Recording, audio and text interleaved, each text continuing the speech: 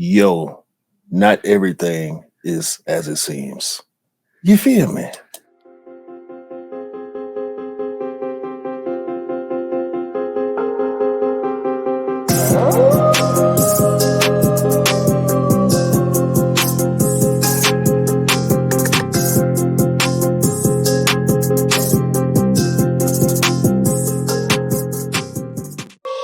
Yay! What is up, guys? Hope you're all doing well. I don't know what that noise was. Something's wrong with the thing, but We had a what beat is? playing. I thought we was about to have a audio track in the background. The product. I ain't know if you was trying something new or not, bro. Maybe one day, but like I think people want to actually hear our voices as well. So that's a good thing. How was your weekend, bro? Because this week was a big release day, wasn't it? Like, let's just be honest. Like it was one of the sneakers of the year. I reckon it will be one of the contenders of sneakers of the year. How did your weekend go, bro?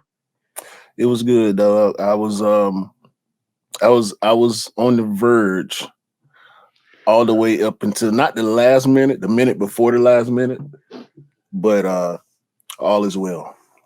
All is well. You was saying last week that you were actually scared that you was going to miss out on this release because you had it in hand, and every release you had in hand. We're talking about the White Cement 3, guys.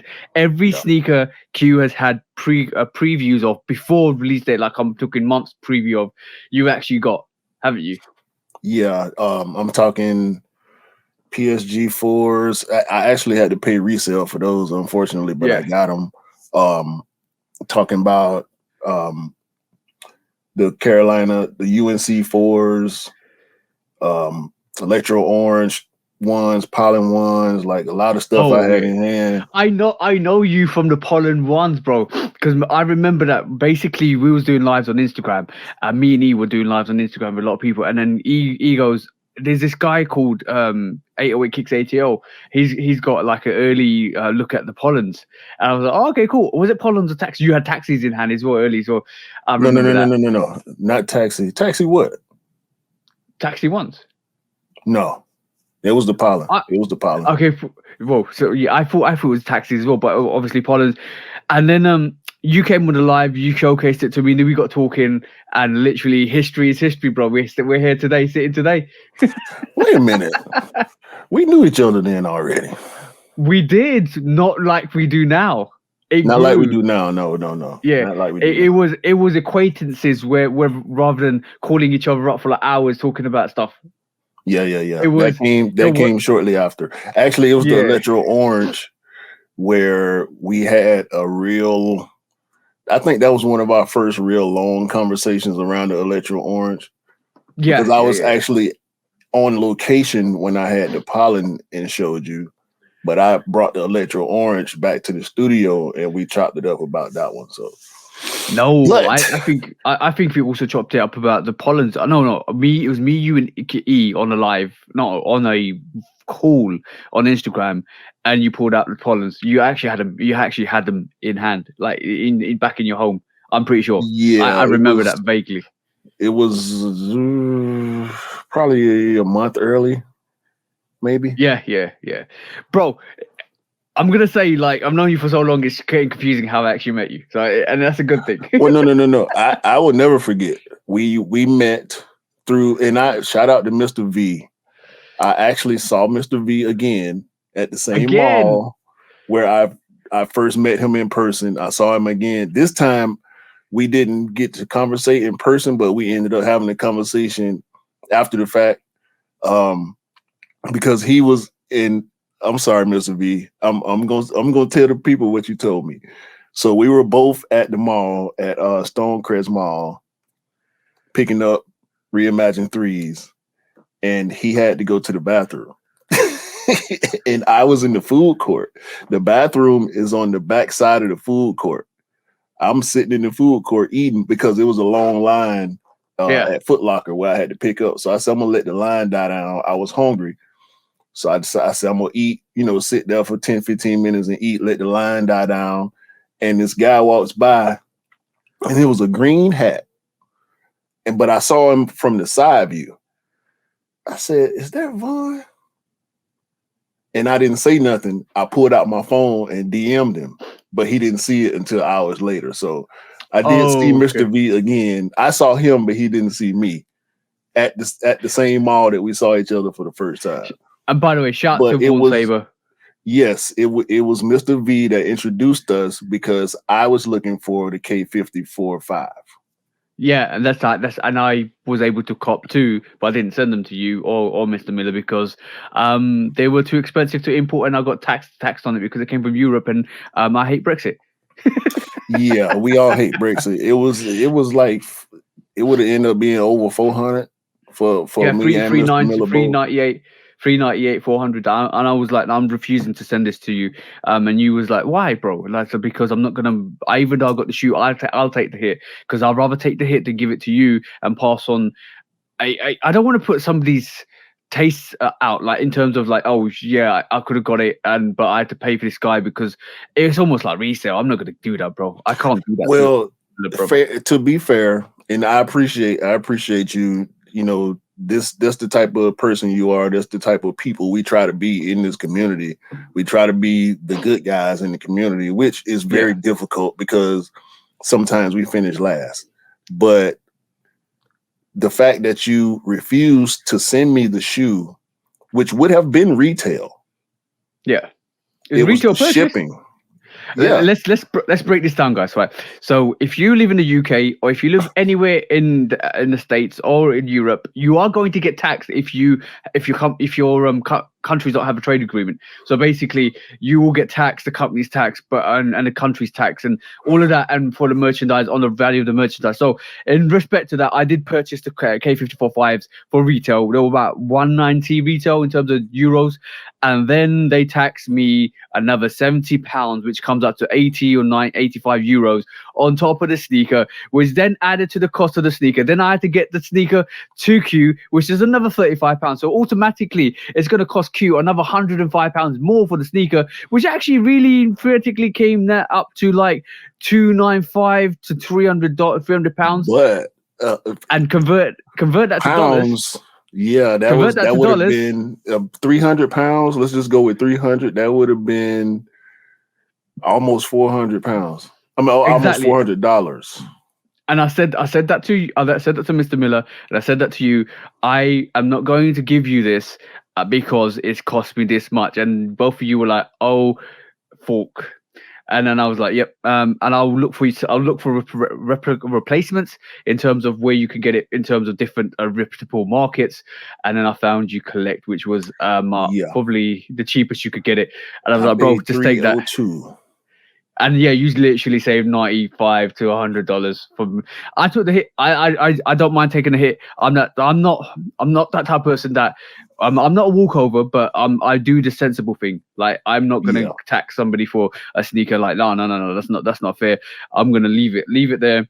I'll keep one and I'll custom one, which I've done. So I've got both of those pairs. One's a black pair now, one's a white pair, and one's a black pattern pair, one's a white pair.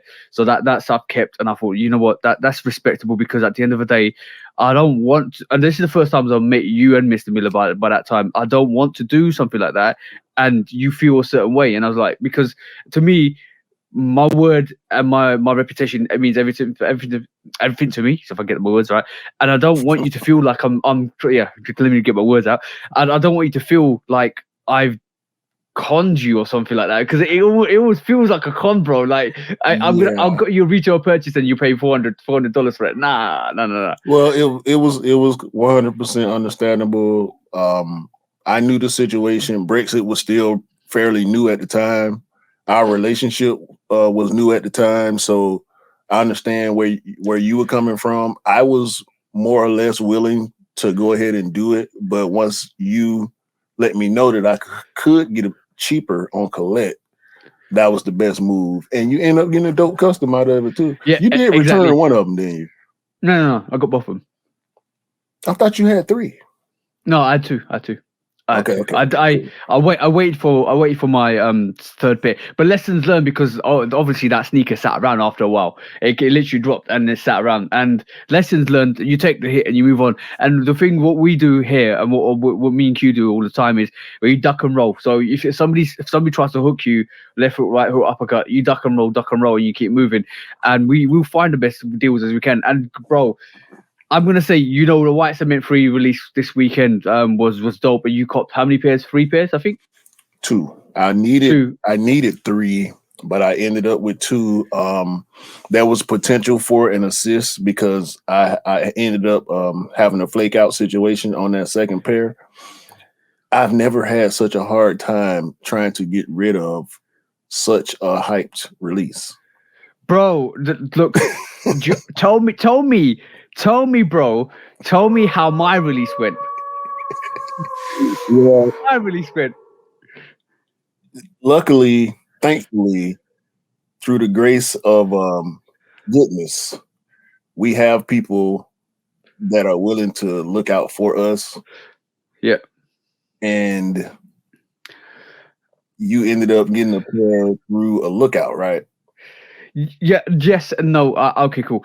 My weekend was blessed. I'm gonna say karma is a very big thing. Oh and man, see, you gonna talk about what I don't even want to hear that, bro. Just tell them your story. I'm gonna mute my headphones.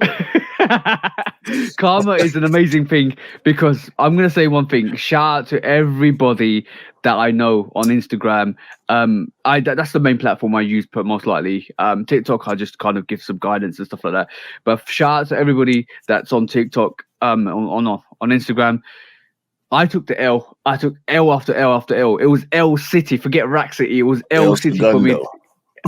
Yeah, El Gondo. El Gondo. You was El Capitan. No. It was El No Capitan because no Capitan. I'm not getting his White Cement 3s. That's what happened to me. That's what I'm saying. You El Capitan. Yep. Emphasis, not EL, just big L. Big L. So I didn't basically. I've struck out on every single raffle you could imagine. I put in for. I struck out on. My missus went in. Scott went in. Dell went in. A lot of people went in.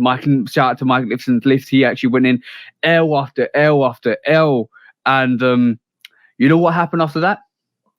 Everybody that I pretty much talked to responsively, like on Instagram, they just put out. Love Kick Customs is a size 10.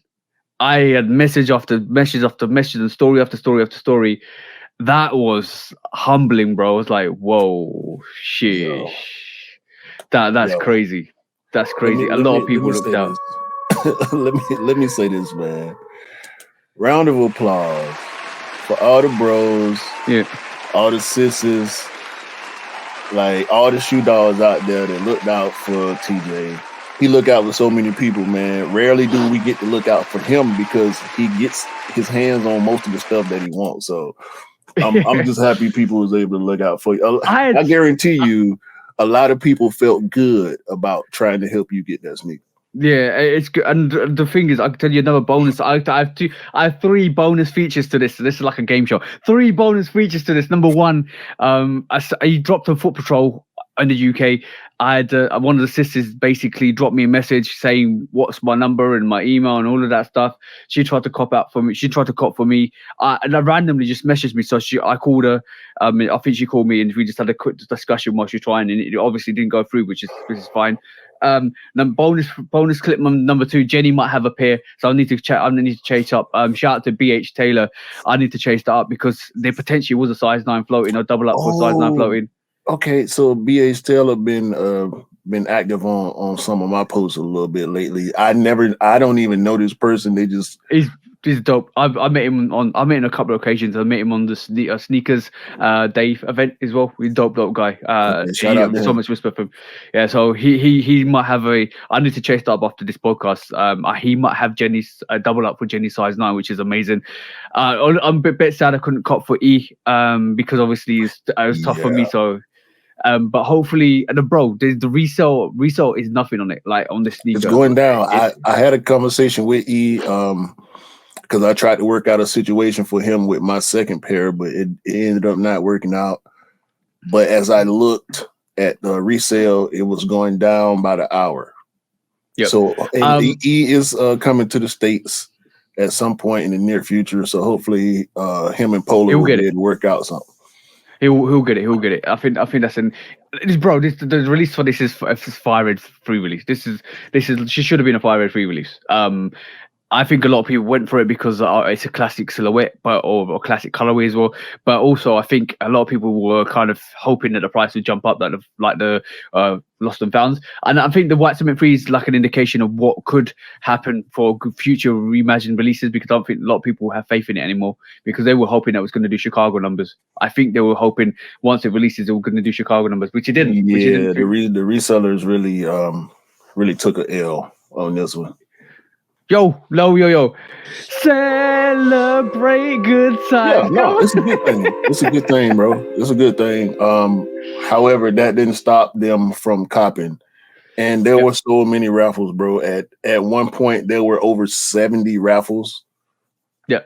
That I could enter myself. Some were some were overseas, but we were hearing complaints about the low stock numbers and whatnot. I would never believe another stock number post ever in my life. No. Don't believe Instagram stock numbers. They lie to you because they want to sell you a sneaker. If they want to sell you a product, you will get sold a product through a lie. By the way, shout out to AJ in Chicago, because did you see his pickups? I did not. Do you want to see his pickups? I can quickly pull this up. Bro, AJ in Chicago went in, bro. Like, he picked up at least about 6 or 7 pairs, bro. Well, he's in Chicago, so he got prime real estate for picking up Jordan. Exactly. That's the epicenter of everything, if I'm honest. Because like AJ, shout out to you, bro.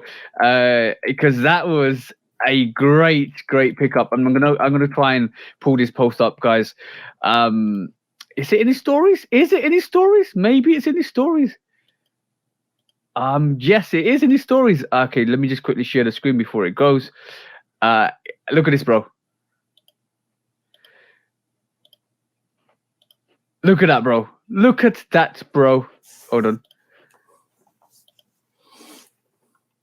All right, 1, 2, 3, 4, 5, 6, 7, 8, 9 pairs. All right.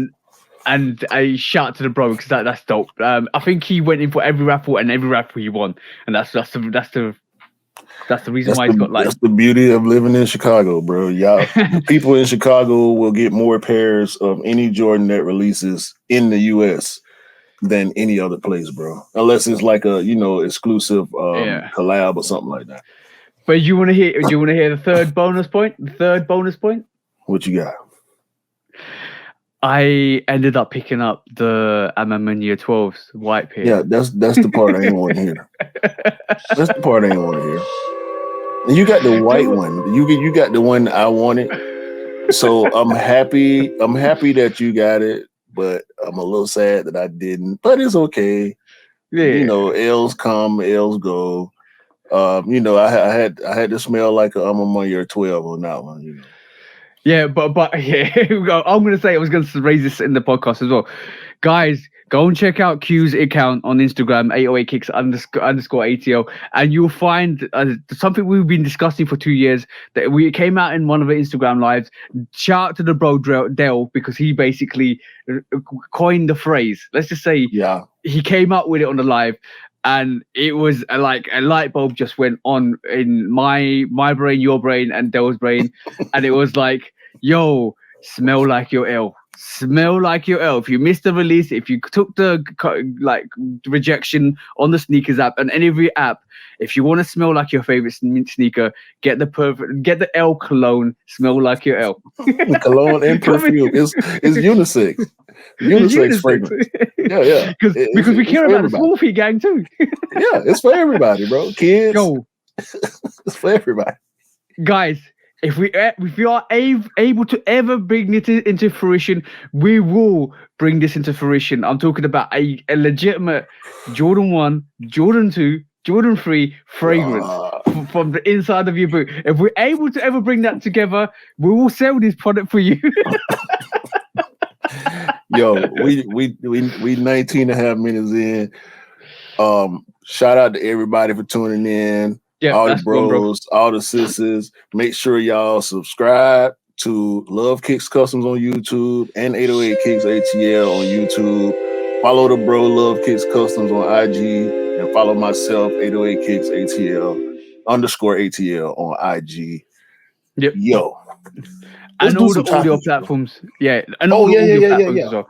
Which, iHeart, which iTunes, everywhere. Apple Spotify. Apple Podcasts, Google Podcasts, all of the big ones.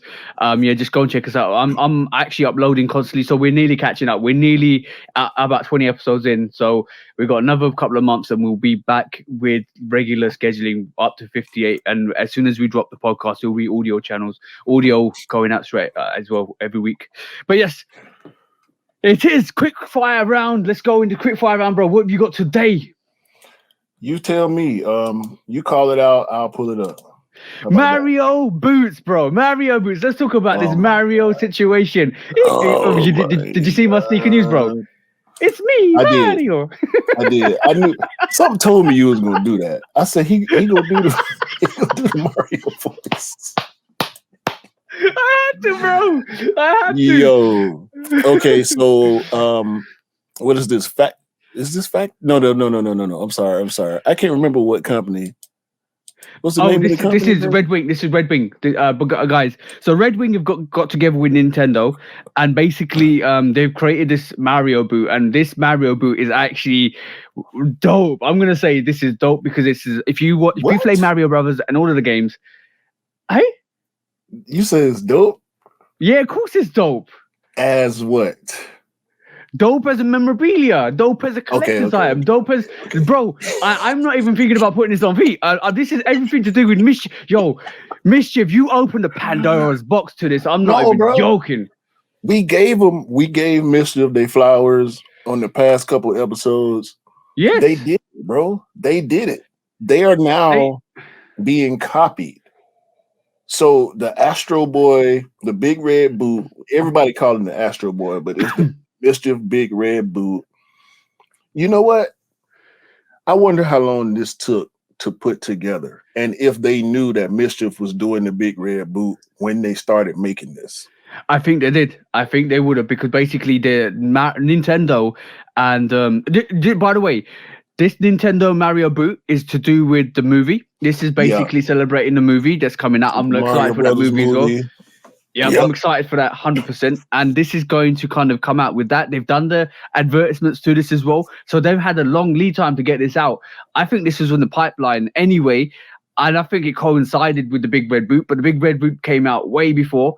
And bro, like, I'm going to say, I've seen Dragon Ball boots, bro. I've seen Dragon Ball boots. I've seen other things that are simmering. I'm telling you, Mischief might have just opened the door to a lot of memorabilia, cosplay items, because that industry is huge, bro. Yeah. This is gonna be a reoccurring thing, I think, for the next year or so. We'll see how long it lasts. We'll see how limited these products are. But Mischief definitely opened that box. Bro, I think that box was simmering to open anyway, and they just needed somebody to open it, because I think this Mario boot was already in the works. But I do believe we'll see more of this in the next 5 years. I don't think it's gonna go away. I don't think it's gonna go away. We'll see if this actually gets a release. I didn't do much research on this. I just thought it was hilarious when I saw it. I instantly thought of the big red boot. I hadn't read any articles. I said, I'm just going to wait, and I'm going to take the information as it comes, because I don't want to delve too deep into what's going on here. It's dope. It's funny. I mean, people that collect Nintendo things. Yo, I saw a reel before we get off this boot. I saw a reel the other day where a guy has, it looked like a 70, 75-inch TV that was cased inside of a giant Switch. It looks like a giant Nintendo Switch on his wall. And the sides open up just like a Switch does. The bottom comes out, and he has every single Nintendo console, home console, attached to this giant Switch on his wall, bro. He gonna have these boots. I'm gonna say one thing. These. I'm gonna say one thing. That's my unfortunate curse at this moment in time because my missus saw it. My missus is a huge Nintendo fan, and she loves every single, except for the latest versions. She loves everything. She didn't like the Nintendo Q. Was it the Q or the basic GameCube? Yeah, no, not the GameCube. There's another one. Between the Wii, it came out. It was like a Nintendo U. Sorry, that's the Nintendo U. Okay, she didn't like that at all. But like she loves Nintendo and she doesn't like what direction they're going at this moment in time. But that's another whole matter. But when she saw that, she just looked at me with these cute cat eyes and she said, "Please, one day." I said, "Yeah, we'll see." Please, one day can we get a bigger place and in that place can I have my own room with this little setup? I would love to. Yes. One day potentially, bro. She loves that. She loves all of that. I know what you're talking about, and she loves all of that. So unfortunately, that's what's up. Yeah. Next up, CFO of StockX is leaving, bro. The chief financial officer. More drama, more chaos in the StockX world. There's another side note to this as well, which we discuss after this. But what do you think? John Kayla is leaving? Kaylee. Yeah. However you say his last name. The CFO of StockX. Now, I did a little bit of research on this. This guy came from Shutterfly. Okay. Shutterfly is a stock image, stock video site. Okay. This happens all the time in business. People with high-ranking positions that want to get promoted often leave one great business to go to another great business to get more money, to have more control, more or less responsibility, depending on the job title. I want to say he's leaving StockX because of the perception of the company at this time, but I can't be sure about that. Maybe he got another job that pays more and is more to his liking. Maybe the backlash from the sneaker community has something to do with it, but he may or may not be a sneaker person. We don't know that. I've never seen this guy talk on an interview or heard his name ever before. He's helped StockX kind of upscale over the last 4 years massively, and so I think it's a big loss for them. And I think personally, we know resales not dying.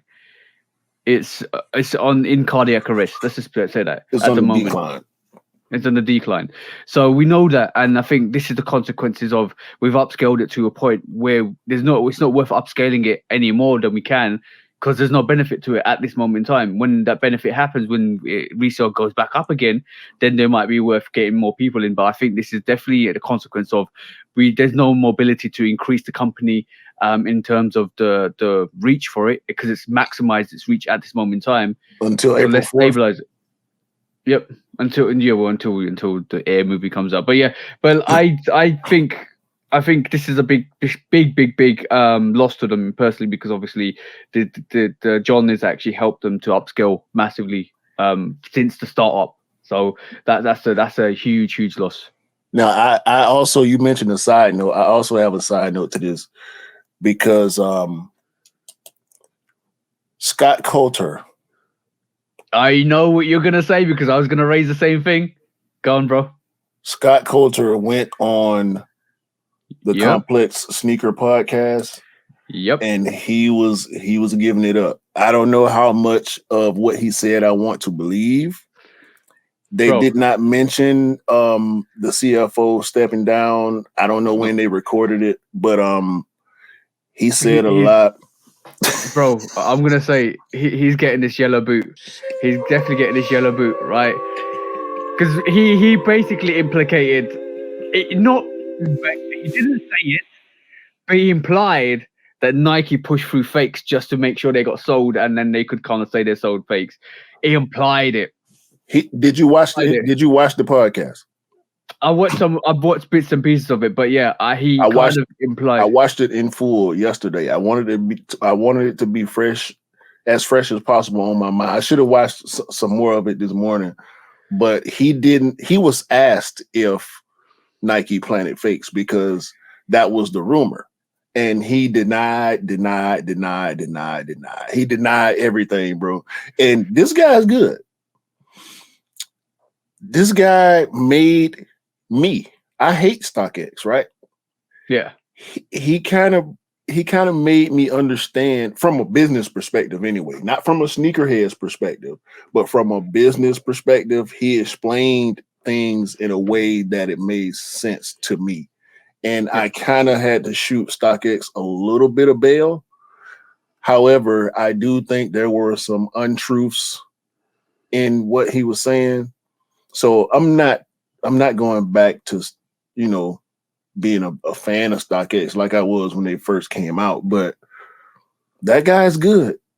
I mean, Scott Cutler. I said Coulter the first time. Scott Cutler has that position at StockX for a reason. He's good. He is good. And it wasn't until Brendan Dunn pointed out the fact that he never said the word fake or Nike. yeah. He then said, "Well, yeah, fake. I could, no, bro. You've been spending this whole interview. You never said the word fake the whole time they were talking to him until they brought it up. This Yep. guy's good, bro. He's good. I remember the first ever stage interview he did with to introduce StockX to all of us. What was he wearing? He was wearing black cement breeze, wasn't he? I think so.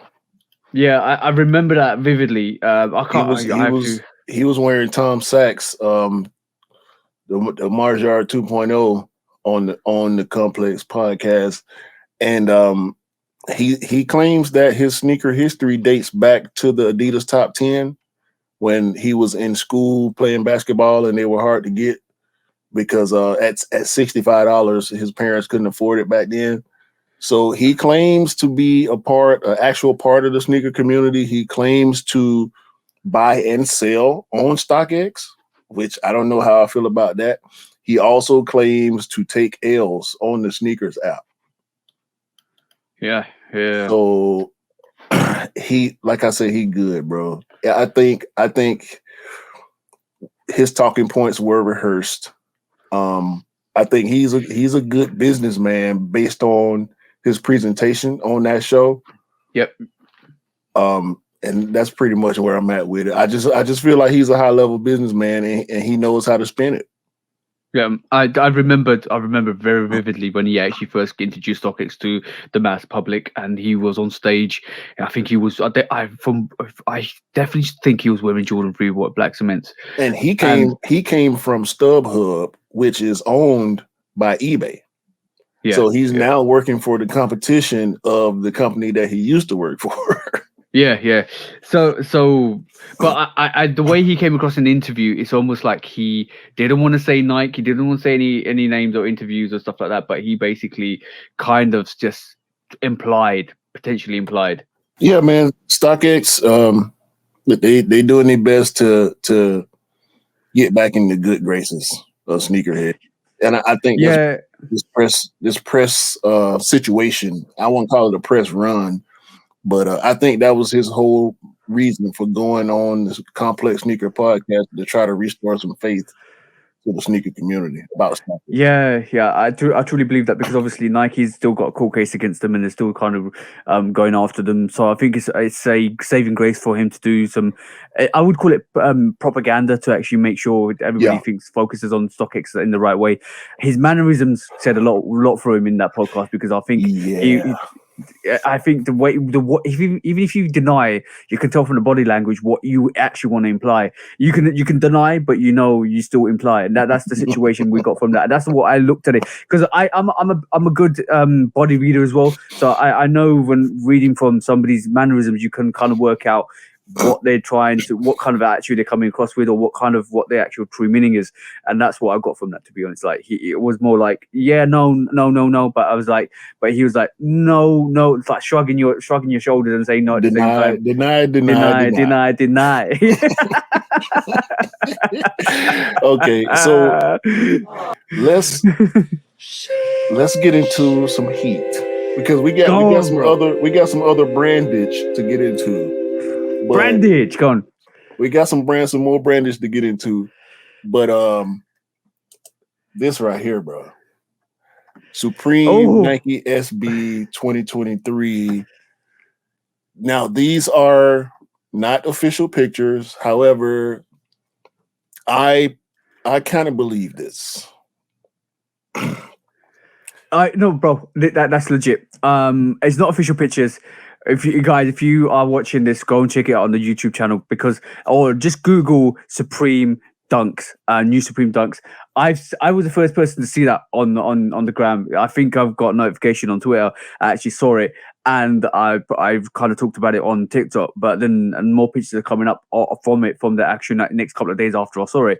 That's legit. That's what we're gonna get. It looks like a masterpiece, art piece, of a sneaker as well. That's dope. How you feel about it? You like it? Yeah, that's dope. Not for me personally, but it reminds me a bit of the Paris Dunks. Yes, very, very Paris Dunk vibes, minus the black. I like everything about this sneaker except for the lace Dubré. If I manage to get a pair of these, that Supreme Dubré is probably coming off. But these are dope. The insole's dope. All the graphics dope. The materials look crazy, even though these pictures are kind of grainy because they're not official. I like these, man. They're gonna be a hard cop. If you want them, bro, I'll go in for you. That's fine. But I think I'm obviously I'm not SB guy. I don't wear SB lows and stuff like that because I give the respect to the skateboarders and stuff like that, or anybody that wants it. But when we talk about this looking similar to the Paris Jones, obviously it's grainy. Obviously it looks like it's more canvasy on the actual underlays and the white paneling. But I'm going to show you guys what the Paris Dunks look like, and this is literally. This is the closest you're going to get to Paris Dunks with the black overlays, which are different to the Paris Dunks, obviously. But this is the vibe we're getting with that Supreme sneaker. Definitely, bro. Definitely. Yeah. I think that's a dope release. When I first saw it, it didn't make sense. I'm going to be honest. When I first saw it, it didn't make sense. I had no feelings towards it either. I didn't like it or hate it at the same time. But it kind of like, I wanted to digest. It's like when you taste something, you're not sure, but you want it to digest and have a couple of minutes to think about it. I thought about it for 2-3 days, and then I thought, yo, I remember it. I remember the Paris Dunks, and it kind of resembles that a bit. Yeah. Hopefully they're not as scarce as the Paris Dunk. That Paris Dunk goes for $50, $60, $100,000. And the rest, bro. Yeah. So hopefully these Supreme Dunks, hopefully the release goes well for everybody that's trying to cop, whether you cop or not. At least we can have a reasonably good experience trying to cop, because we know Supreme website, first come, first serve, capture, all that. So man. I like them. Supreme Dunk 2023. Now, exactly. Oh, what's going on with your Adidas CEO praising Kanye West, but in the same conversation saying they would burn these sneakers? I said it in my stories. I said it in my sneaker news. Negotiations are about to commence, and what basically the CEO has done is, we would like you to come on board, but if you don't come on board, that's fine. We can get rid of the stock. But if you do come on board, we still steal your stuff. But on the other hand, we might have a bad reputation from selling it because obviously you said all those things. That's the situation, bro. They're indecisive at the moment, but I think they've just basically aired out all the bad laundry that they know people are talking about, so that when they go into negotiation, Kanye West can't say, I want like all your money. Yeah, man. I kind of got mixed feelings about it. I don't understand how you can praise a man and dismiss him at the same time by saying, we'll just have to burn everything.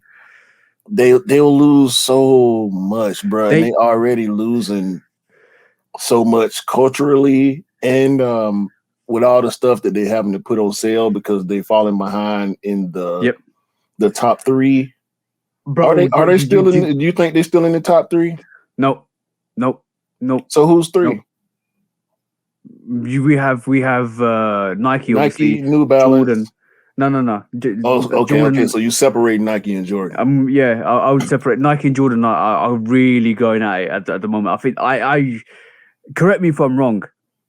I would say Jordan's above Nike at the moment. I'm gonna say that just because of the releases, the release categories of the sneakers that the anticipation from a lot of sneakerheads is all Jordan based. But saying that it's a close tie because I'm talking about Air Max ones, I'm talking about Air Force ones, I'm talking about a lot of even the Louis Vuitton Air Force ones, bro.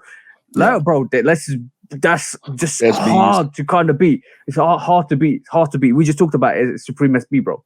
It's hard to beat. So I think they're really close together, and it's hard to say what one's better than the other. I'm definitely saying New Balance has taken third, bro. Yeah, I can't disagree with that at all. Whether it's Nike or Jordan, I mean, for me, it's Jordan 1, Nike 2, New Balance 3. Let me tell you how bad it's for Adidas at this moment in time. I checked the stakeholder figures that they're going to provide dividends to.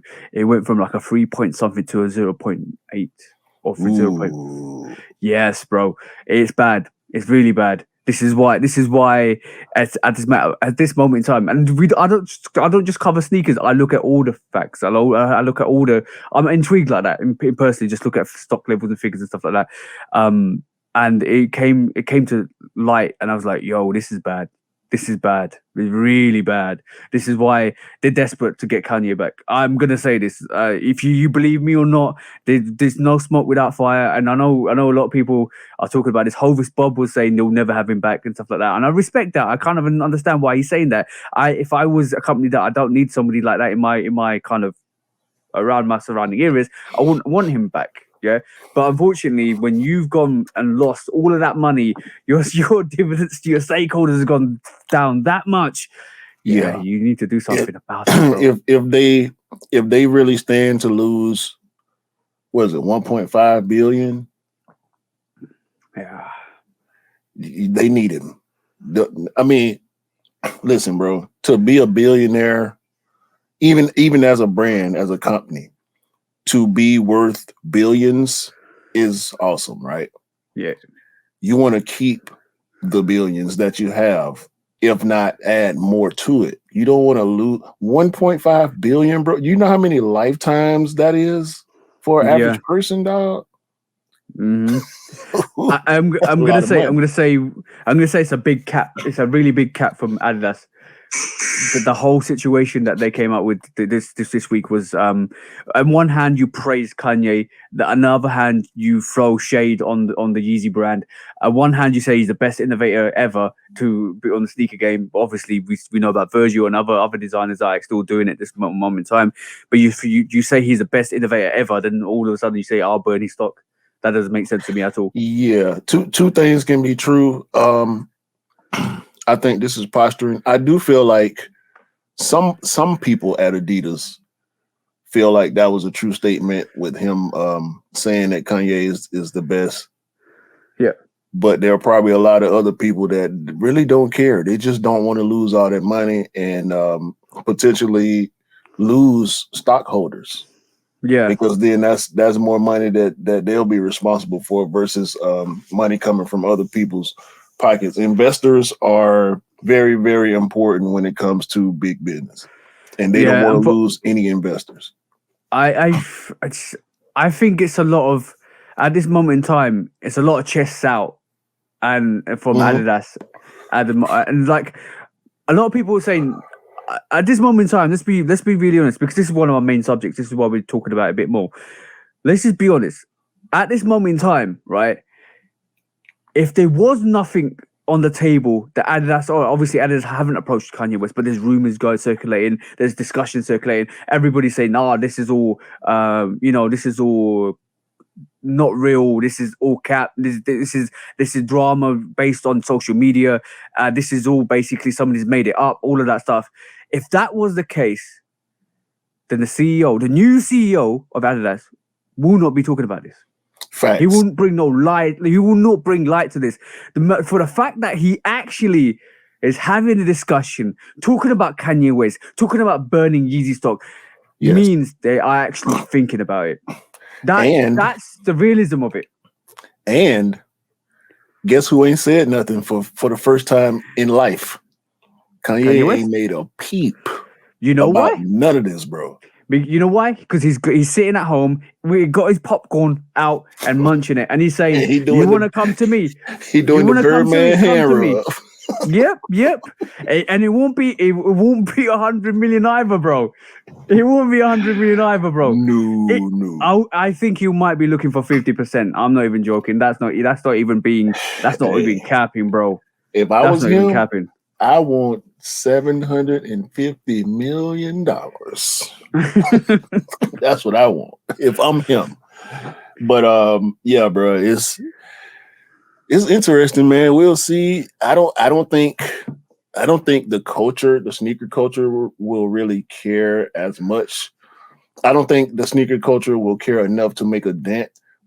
General public perception is their biggest issue when it comes to whether or not they go back into business with him based on what he said, because the people that care the most about it aren't sneakerheads by per capita.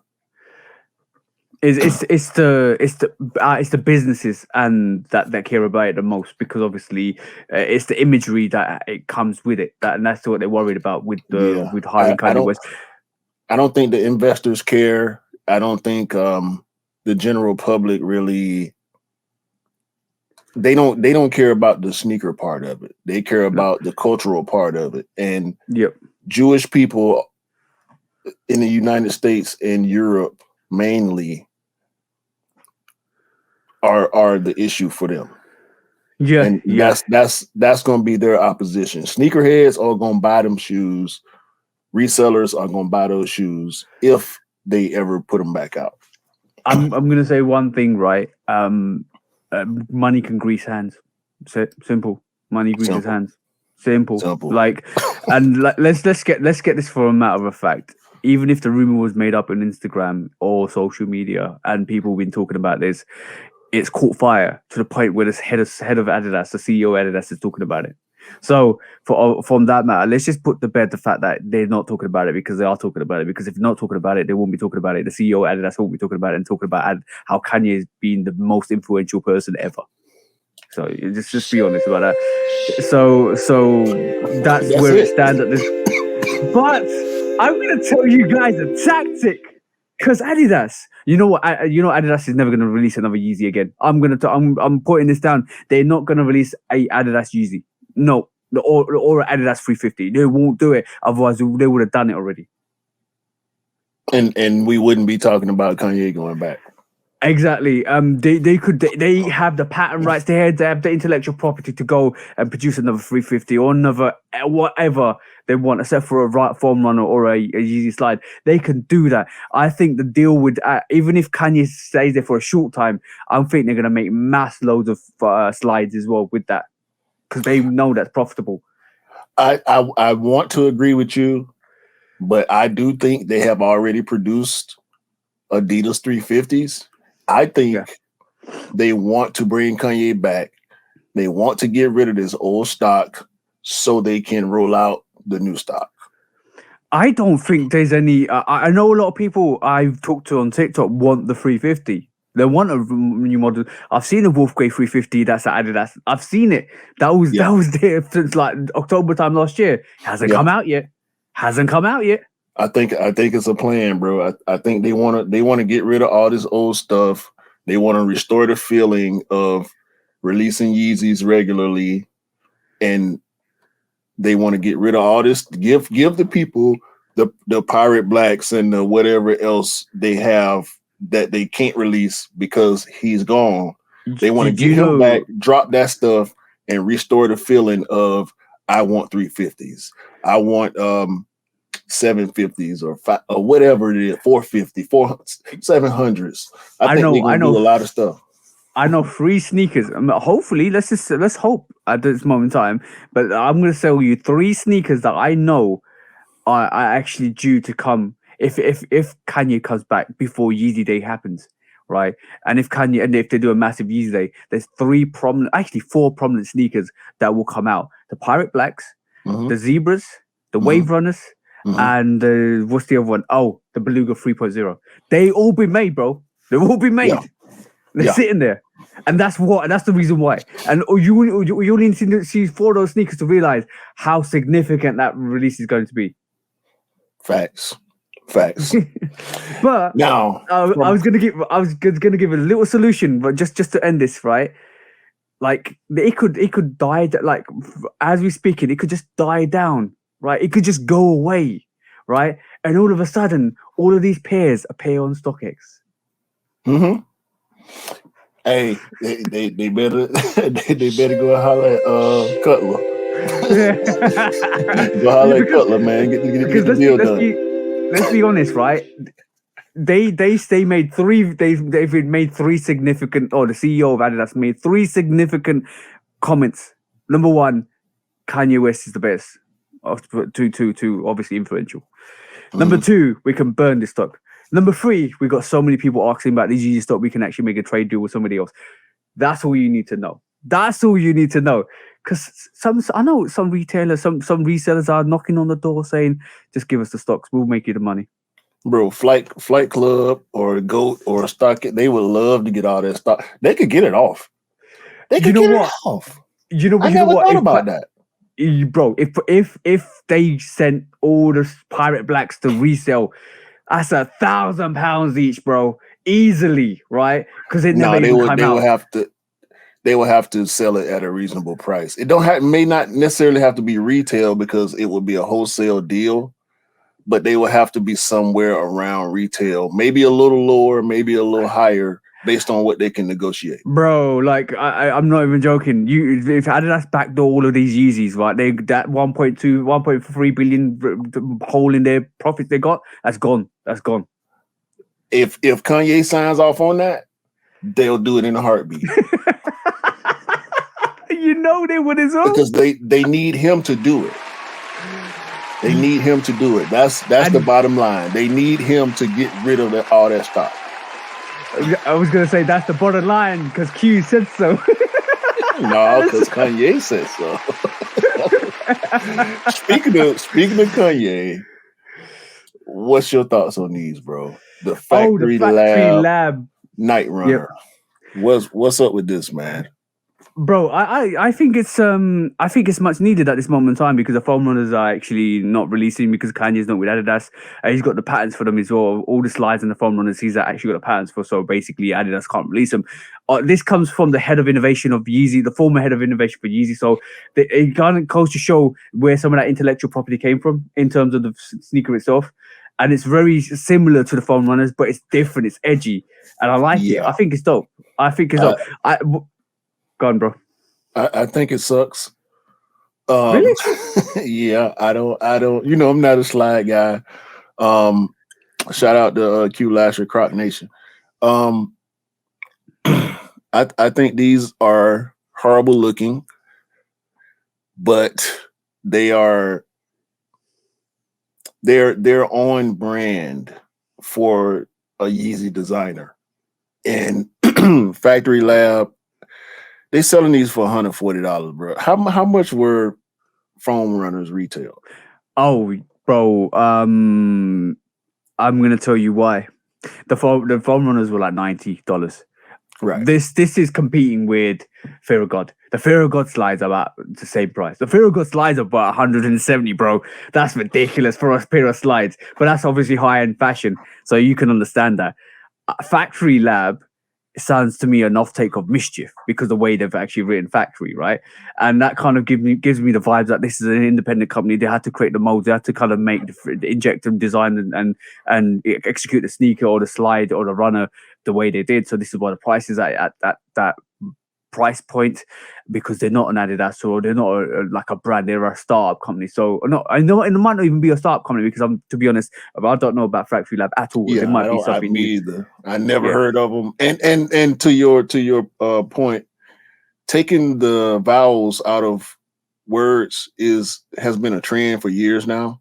Yeah. So I don't necessarily say they're biting Mischief, because I had seen that before I saw Mischief. But I don't know who did it first.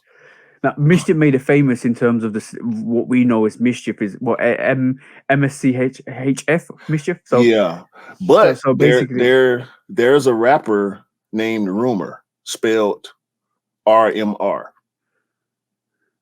Yeah. Great artist, by the way. I'm waiting on him to drop another project. Rumor has some great music, but we have seen this time and time again for the past few years. We can even look through Instagram and see people with account names with no vowels in it.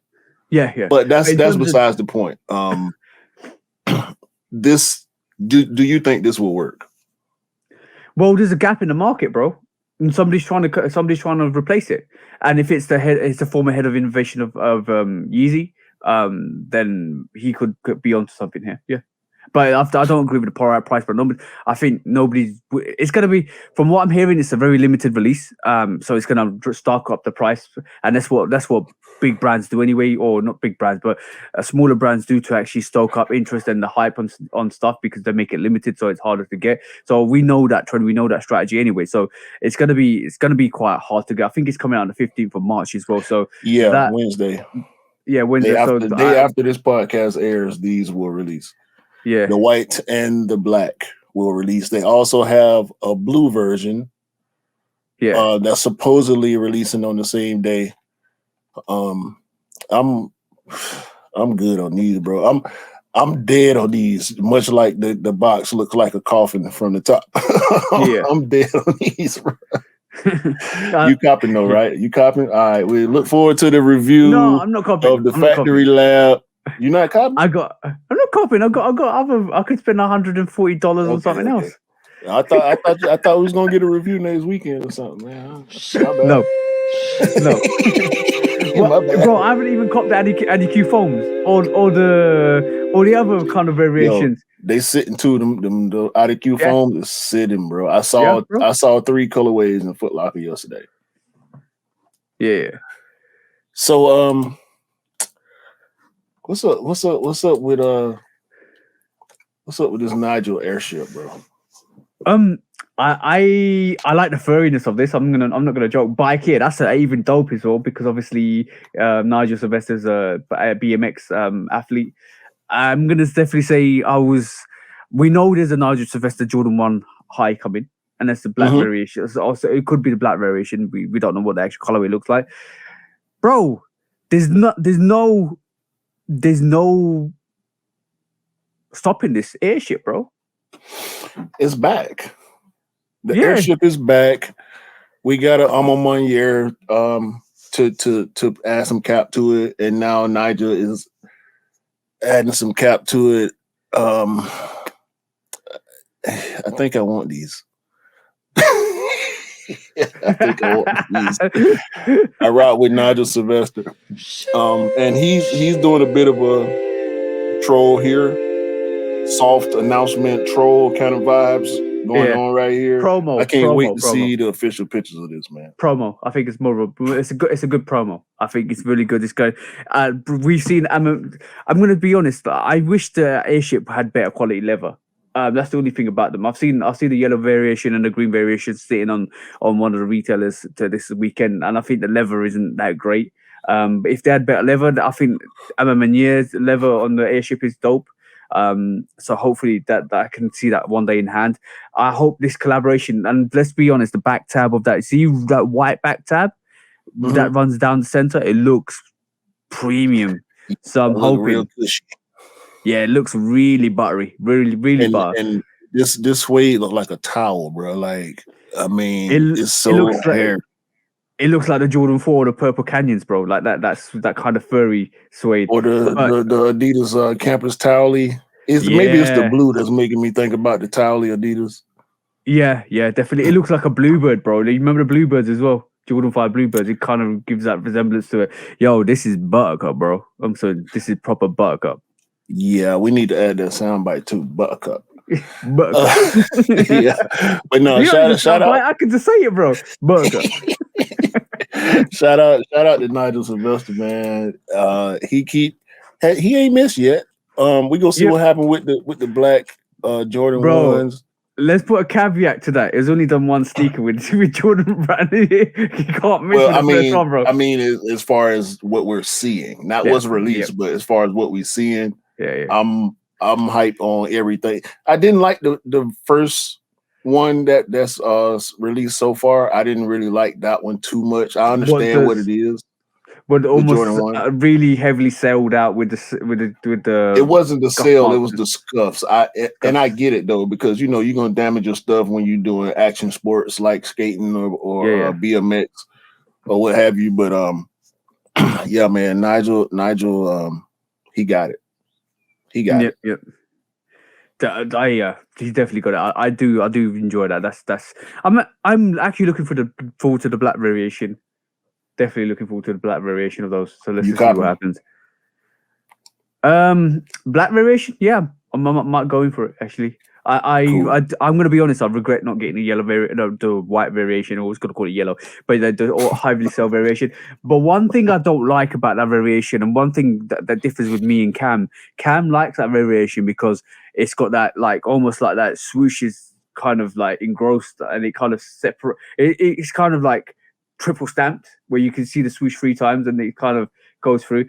I'm not used to that, so I was like a bit put off by it. But I had a chance to get that quite cheap the other a couple of months back. I didn't get it, but it is what it is. But bro, like let's be honest, bro. Jordan ones, no matter how hard you try to get away from them, they keep coming back. They won't go away. No, I'm talking. I'm not even talking about they just keep releasing. The dope No, colorways keep coming back. no, I they will went. not. They will I not went go to. away, bro. You can't get away from a dope one, dog. Like it's the it's the shoe. It's the Jordan. You know what I'm Yeah, saying? Like it's not a Jordan one. It's the Nike Air Jordan. Period. You yeah. can't get away from it. When it's good, it's good. Whether it sits or sells out, when it's good, it's good. It's undeniable. And the thing is, I went to the retailers this weekend. Obviously, I went out to kind of hunt for my white cement freeze. Let's just be honest. And right this moment in time, I'm actually talking to BHL on what's up, bro, because obviously he's got a size 10 white cement free that somebody's got that's trying to get rid of. Yo, bro, you were so right. You can't get rid of these white cement frees. Bro, they Holy shit. everywhere. And we'll get into that momentarily. Um, but I know But you go ahead, go ahead. But like I said, I went to the retailers, and every single one that was there, like there was cement ones, the French True, was it True Blues or French True Blue? Sorry, True blue. the pine greens. They had the other variations from last year. They had all the ones, and I'm like, I got oh, crap. Like I just realized, yeah, I am a fiend for Jordan ones, even though it happens. Look, honestly, guys, how many of you have got a different silhouette to the Jordan 1 that you actually prefer but end up picking up more Jordan 1s because they keep releasing them? Yeah. I had to fall back on ones, bro. I think that's part of the reason why, along with me deciding to be more selective, I got so many ones, bro. Like to my left here is majority ones. Y'all can see it right here, like all these Jordan ones. Yeah. They gonna end up getting up out of here, bro. Because I can't. It's too much, bro. It's more. There are more dope colorways coming that I would prefer versus some of the ones that I have. Okay. Well, always Okay. in rotation with a Jordan. Okay. You just provoked me, bro, because I'm gonna bring this out. I've seen some official. Look, this is I think some pictures that I semi-official, like you just shown, of the Paris dunks. Remember, not Paris dunks. The The Supreme Supreme. dunks. Yeah, I at the same place, bro. I saw the official pictures Oh, to the this, bro. that's not official. No, I know that's a mock-up. I have seen a picture just out the factory that's similar to this. Yes, Yeah, I that's saw that. right. I saw that. We It didn't look good. The quality didn't look good, but it no, was the but exact it's same colorway. exactly same colorway, but it's going to look good because obviously that's just the fresh new addition that they're kind of showcasing. Somebody's taking a picture. This if guys, we're talking about the Jordan 1 Palomino. Basically, it is the mocha bread, and It's it's a gonna black come mocha. out. Yo, I'm hyped for that, bro. Yeah, I want that. it's the bloka. Jordan The 1 bloke. bloka. The Jordan 1 bloka. Yo, okay. I got two things to say about Oh no this. no no you before you say that you just made me think Hoko Bloka smoke bro you got me rhyming in my brain. I know you love rhyming too. I don't know why I did that to you. But nah, bro, I like these better than the original mocha ones. And hot take, I like these better than the Travis mochas. Oh, that's a statement, bro. That is a statement. I was never a huge the Travis mocha. I Yeah, you know the materials were great, the sail, the reverse swoosh, and everything. I understand it. I like it, but it's not something I'm going, stumble over trying to reach at. I really like this polymer. It reminds me of the mocha, obviously, but it when I saw it, it instantly reminded me of the patinas. bro. Before we move on to the next subject, right? I'm gonna say full time is problem time. I'm talking about Oreo Oh freeze. yeah, I'm talking about Palomino freeze. Have you? They playoff look like X. they look like mocha freeze. We're talking about this obviously Palomino one, bro. Like these, bro, Ammonia fives. Potentially that could be. Hopefully, Look, bro, all I said was a conversation was had with a retailer, and all we got was a smirk. That's what you need to know, bro.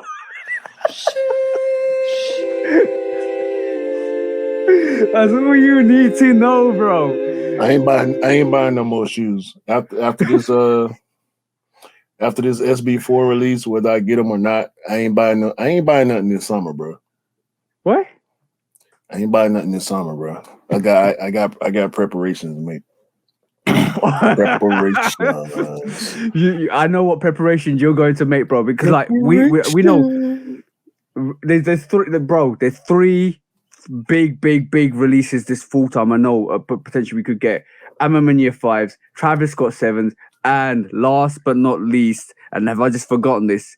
Because oh no, DJ Khaled, that's the one. Hey man. Hey. And who said the sneaker game was dead, bro? Whoever said that is a bold face lie. Yeah. Okay. I know you want to talk about this. You love Kyrie Irving. You love talking Do I? about Kyrie Irving at least. Yeah, cool. Um, I like talking about it, breaking it down. What's up? so Kyrie Irving is a sneaker free agent at this moment in time. He's on And that I free have agent run. yes. And we're about to talk about the ethics LG2. However, before we get into the sneaker and the brand, I do want to say people in social media need to chill out because everybody is saying, not everybody, but I've seen a lot of posts saying, look at Kyrie's new signature sneaker. This is not Kyrie Irving's shoe. Ladies and gentlemen, this is Langston Galloway's shoe. If you do not know who Langston Galloway is, Yeah. he is an NBA veteran, and he's currently, oddly enough, playing for the G League affiliate for my Atlanta Hawks, the College Park Skyhawks. Yeah. But he had been in the NBA for years. I think he pretty much made his name in Detroit. Not the greatest player, but an NBA veteran. Still, he is to be respected. Langston Galloway is also a huge sneakerhead. Huge. Yeah. Every time I think about Langston Galloway, I think about the fact that he has the Kobe Jordan pack. Oh. The full pack. Yo. Every Kobe Jordan that released, he has. It was not released, but he has the 3s, he has the 8s, the 9s, and there was another one that I'm forgetting right now, but huge sneaker guy. And he took his love for sneakers and created this brand called Ethics. And let's get another shot of these LG2s. These are unreleased at the moment, but this is the second version, and it's called LG for Langston Galloway, obviously. Yeah. But Ethics is a brand that Langston Galloway created. This is a picture of Mr. Galloway here holding the LG1. Now, he has merch. Obviously, when you start a brand, you want to have merch. But look at the colorways of the LG1. They're not. I like them. They're not. It was I'm going to be honest. It was very reminiscent of Reeboks, but it's not. I'm getting Jumpman vibes off of these. I'm getting Jumpman vibes in terms of the midsole downwards, but I'm also getting Reebok vibes from the uppers. Okay, I can definitely see that. I can definitely see that. We can see where especially that UNC yellow and UNC colorway. Yeah, we can see where he gets some of his inspirations. I see a little bit of 11 maybe on the outsole. Yep. On the midsole, I get a little bit of 11 also, maybe a little bit of Omni Pump vibes. A little we get the lines on the uppers kind of like the Jordan 12. Yep. But and also the IEs. These white ones remind me of Jordan 11 IE lows so much. Especially with that clear bottom. But this is not Kyrie Irving's shoe. It's called the Ethics LG2. Langston Galloway shoe. It's not Kyrie's shoe. Stop misinforming people. Everybody make mistakes, but when this brand has a full-blown website where you can go and buy these products, there should be no reason for misinformation. Mm-hmm. People in the sneaker game should know who Langston Galloway is. If you don't do a little bit of research, it's not hard to find. He's got content out there. He's done sneaker shows and podcasts where he's showing his collection and he's talking about his sneaker history. I know him from watching the NBA. I had no idea that he was such a big sneakerhead before, but a couple years ago, when I saw him bring out that Kobe pack, I understood at that point who he was, and he putting his passion into these products, man. So shout out to Langston Galloway. Shout out to Kyrie showing him love, because that's all it was. Kyrie, he knows that he has a brand, and he decided to wear, because he knows that people are watching him and what he has on feet. Yeah, he did Langston Galloway a big solid by putting that shoe on pregame. I don't think I didn't watch the game. I was intending on watching that game, but I don't think he wore the shoes in game, because we will probably have photos of that also. Yeah, for sure. I just think a lot of people just want to. There's a lot of people that don't know a lot of information in the sneaker community, and they don't feel like checking it up. So when something like that comes out, they just want to throw some hate on a person that's obviously like get your facts right first of all before you come and say something, because at the end of the day you look a bit foolish when you say something out there and then basically it's not correct, or you give misinformation out. It's important that you get your information correctly. And by the way, the colorway I was actually talking about, you know, that UNC colorway with the yellow midsole, right? That looks like the Answer 13s. The what now? It looks similar to the reason why I said it looks similar to a Reebok because of this. See that? Oh, okay. The Answer 13. Yeah, the Answer 13. No. Yeah, I'm sorry. I'm looking at the next name. Answer 13. I do not remember these at all.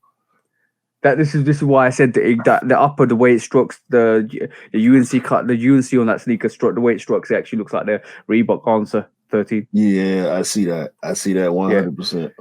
That's a good call, bro. Yeah, bro. When you start looking through all these sneakers and you're like, oh, that looks like that. But the thing is, innovation comes from anywhere, so you can kind of pull it together and produce something that's magical, and that's what's good about it. This is why we did Smell Like It L. See what I'm saying? Yeah. I mean, hey, small ideas turn into big ones, man.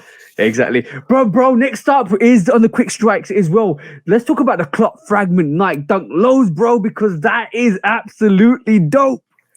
Yo, bring him out. Edison Chan, bro. He been going on a tear, doing any and everything that Nike allows him to do, and he ain't stopping, bro. Like wait a minute. I don't have the okay, here we go. I got it. You got it. I actually have the picture. Sorry about that. So do you want to share it quickly? I got you. Okay, perfect, bro. So let me. I know you got something. So I got something. I don't like this. You don't like it? No. Bro, I'm gonna say that Clot Fragment is a triple collaboration. Clot Fragment Nike Dunk Low, right? That actually is a dope. I think it's got a glow in the dark outsole because the way with that creamy milky dark outsole, it looks like it's glow in the dark. That actually reminds you know. Have you seen the new not Clots? What's Kendrick Lamar's collaboration with Nike again? I should remember this. With Cortez? The Cortez? No. Have you seen the Fragment Cortez? Where it's got two sneakers in one. No, the Clot Cortez. The Clot Cortez. Sorry, it's got two sneakers in one. Yeah. Yeah, that reminds me of that. When you have a look at the Clot Fragment design of that Nike Dunk Low from the top view downwards, it looks like two separate sneakers, the black and the Clot material. There you go. That reminds me of the Cortez. I can see that. Yeah, but what reminds me of that even more better is this sneaker, bro. This fearless Jordan 1 mids, bro. I've ever seen. Like this material, guys. If you listen to this, you really need to look up the fearless pack Jordan 1 Clot mid, bro. The actual materials on this is exactly the same on that. And it's wear away. It's wear away. And you know what I love about this sneaker is that fadeaway swoosh, bro. Yeah, that's the dopest part of that sneaker to me. So dope. And this is why I don't want this to wear away, because this is coming out on a special occasion. No word of a lie.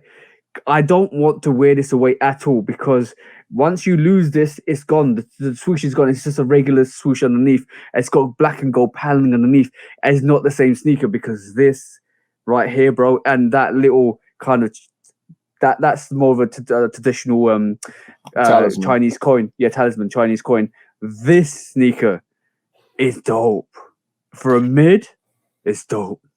No, that's one of the dopest mids. That Fearless pack contains arguably the greatest mids ever produced. No pun intended.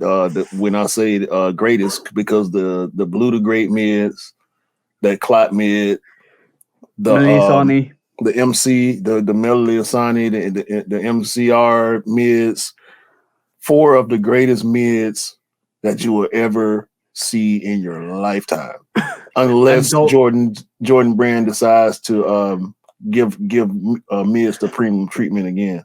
And don't even get me started on that subject matter because, bro, they messed it up after that. They should have kept the trend going with that. They should have kept producing awesome mids constantly like that. It would have been a whole. We won't even be talking about the mid agenda where people are buying different colorways of the highs because they can't get the highs, which I think is going to die down because the highs are starting to sit now. But I just think they absolutely fumbled the ball there. My personal view on that. In 2018, when they actually came out with the mid range, I thought there was going to be a new revolution with the mids when they're going to keep producing these magical mids with collaborations. 19. With mids, it was 19. Not was it 19? Oh, maybe not. Yeah, You're right. yeah, You're yeah, 19. 19. Sorry. I always get mixed up with the Fearless rate year. But yeah, bro, I was hoping, I was praying that was going to set a new trend for the mids. It didn't happen because they didn't push through with it. That was a missed opportunity, bro. I'm not even joking. That's a massive missed opportunity. Yeah, and when you look at the the Melody of Sunny mids and also the Mason Chateau Road mids, bro. I mean that clot mid is up there too. Not so much the blue to gray, even though it's a very, very dope design. Shout out to Blue to Great. They have to do this periodically. I think if they do it periodically, it would serve them so much better in the sneakerheads point of view. Yeah. But the general public consumes Jordan 1 mids at a high rate. So I don't think they feel like they need to do it as much. Yeah, true. I that's a valid argument. That's a valid point. I think that's very spot on. But the thing is, for us to get the small minority of sneakerheads, bro, there's nothing better than an influencer coming on and reviewing a mid and setting the trend and it goes viral. That's what you need. That's what I was hoping was going to happen with some of these mids. That's what I thought too when they did the Fearless pack, maybe a year after, or the release of a special range every year or two, and then keep the agenda on. But we haven't seen one. We haven't seen a decent mid since. Well, I mean, there was the Space Jam. I just reviewed the Space Jam mid. There are a few SE mids here and there that have higher quality material, but as far as the sneakerhead, the Lakers mid was probably one of the better releases during the year, but it still wasn't as special as the Fearless. Even though I got it because I this is way before Kobe, God rest his soul, passed away, but I got that because it's got the Lakers colorway. I love that, and I bought it, and I've worn it a couple of times. But to me, nothing eclipses the Fearless pack mids at all. Not really. Not really. There's some mids out there that hold some weight with better materials and stuff. But bro, when you look at that Melody, the Sonny, and that Clot and that Mason Chateau, bro, Blue to Great, it's ain't no competition for regular mids out that's touching any of that stuff, bro. No, because it's. I look, bro. We always going to call out missed opportunities and the strategies because that's what we're about. Because basically we see it as it is and we talk about it as it is. Because if there's a missed opportunity, you imagine they kept up that agenda with the mid range, and all of a sudden we were looking at mids at a different kind of aspect. Not like that's like a knockoff Chicago with the mid range. That's a knockoff bread in the mid range. We've seen that. We've seen that. I mean, it's come across every release. Every release they do it. They do because we saw the True Blue ones, and then we saw a mid range of the True Blue ones. Taxi mid. Like everything. What's the point? But all of those sneakers sat. And they're still available. So why do you need to create a mid-range? The mid-range should be, if you want to make it special, make it special. Make it, produce something that's really enticing for us sneakerheads to have a look at it and say, yo, that's dope. And then if we like it, it's going to make other people like it because we put it on. Other people see other people put it on. Like the Melanie Asani, we influence it. Like not even us, big influencer influences it. But with the Melanie Asani is a dope pinpoint into that sneaker because that is so desired. That's so hyped. That's crazy. It's going for like 1,500 at the Yeah, minimum, right? yeah, For my size, and obviously I'm never gonna buy it, but I was gonna try and buy it from my girlfriend. But bro, that's what we need. That's what the mid range needs. Something special, something unique, something different, something that's not like the same. yeah. And if you remember, not too long after that, we got the women's multicolor mid. That shoe did so well because of the Yeah. materials and the construction, the quality control, which we're gonna get into in a second. They As can bro, do what they want to do. They just don't want to do it for whatever reason. I'm gonna like. Okay, and the day in the life of if I was a designer or an innovator at Nike, and I'm gonna say this right, I would make the mid range for a women's exclusive range Mm, just based on the fearless pack, just based on what we saw. That mid range, the Jordan 1 mids look beautiful on Small Feet Gang. Right, I'm not even joking. Increase the quality, increase the collaborations, increase the uniqueness, give something to the Small Feet Gang, and watch the magic happen. That's my kind of contribution to Nike today. That's all I'm gonna say. collaborations is the cap. I mean the key. What do you mean, Cap? What do you mean, Cap? You're getting this, bro. You're getting this for saying that, bro. I'll take it, man. A I'll yellow take it. sneaker. I'll take it. Sneaker, bro. A purposeful Freudian slip on my part. I'll take it. Unintended 100%. So But let's move on to the next subject because we could talk about the mid range all day long. Let's go, bro. we on the main topic now, right? Main topic. What we've already got one main topic out of the way, which is Kanye West. Next main topic is the QC for the white cement freeze. So how does your white cement freeze look, bro? Okay, so I can't remember if I actually still had that early pair when we recorded the podcast. However, excuse the paper sound. My pair is pretty good, bro. So let's start with the back, right? Before we pull up pictures, let's start with the back. The Nike Air is clean. Yep. The Nike Air is straight on both pairs, both Okay. shoes rather. The elephant print is pretty uniform on both shoes. The tongue lining, everything. Let me just say, like Fred Flintstone would say, that's yummy dummy do. Facts. Big fact. I was actually on the call with you when I picked up. So you saw this early. Let's look yummy dummy do. The elephant print, the lineup, the air bubble, everything is good. There's a little bit of variation on that toe cap elephant print. Yeah. But for the most part, it's dope. It's dope. I can't, bro. I can't even see no differences between that. Like it looks dope. What's the leather? Is it all tumbled all the way through? Is it straight leather or tumbled leather all the way through? All tumble. Oh, it's tumble. It's tumble, bro. That's dope. That's actually dope, bro.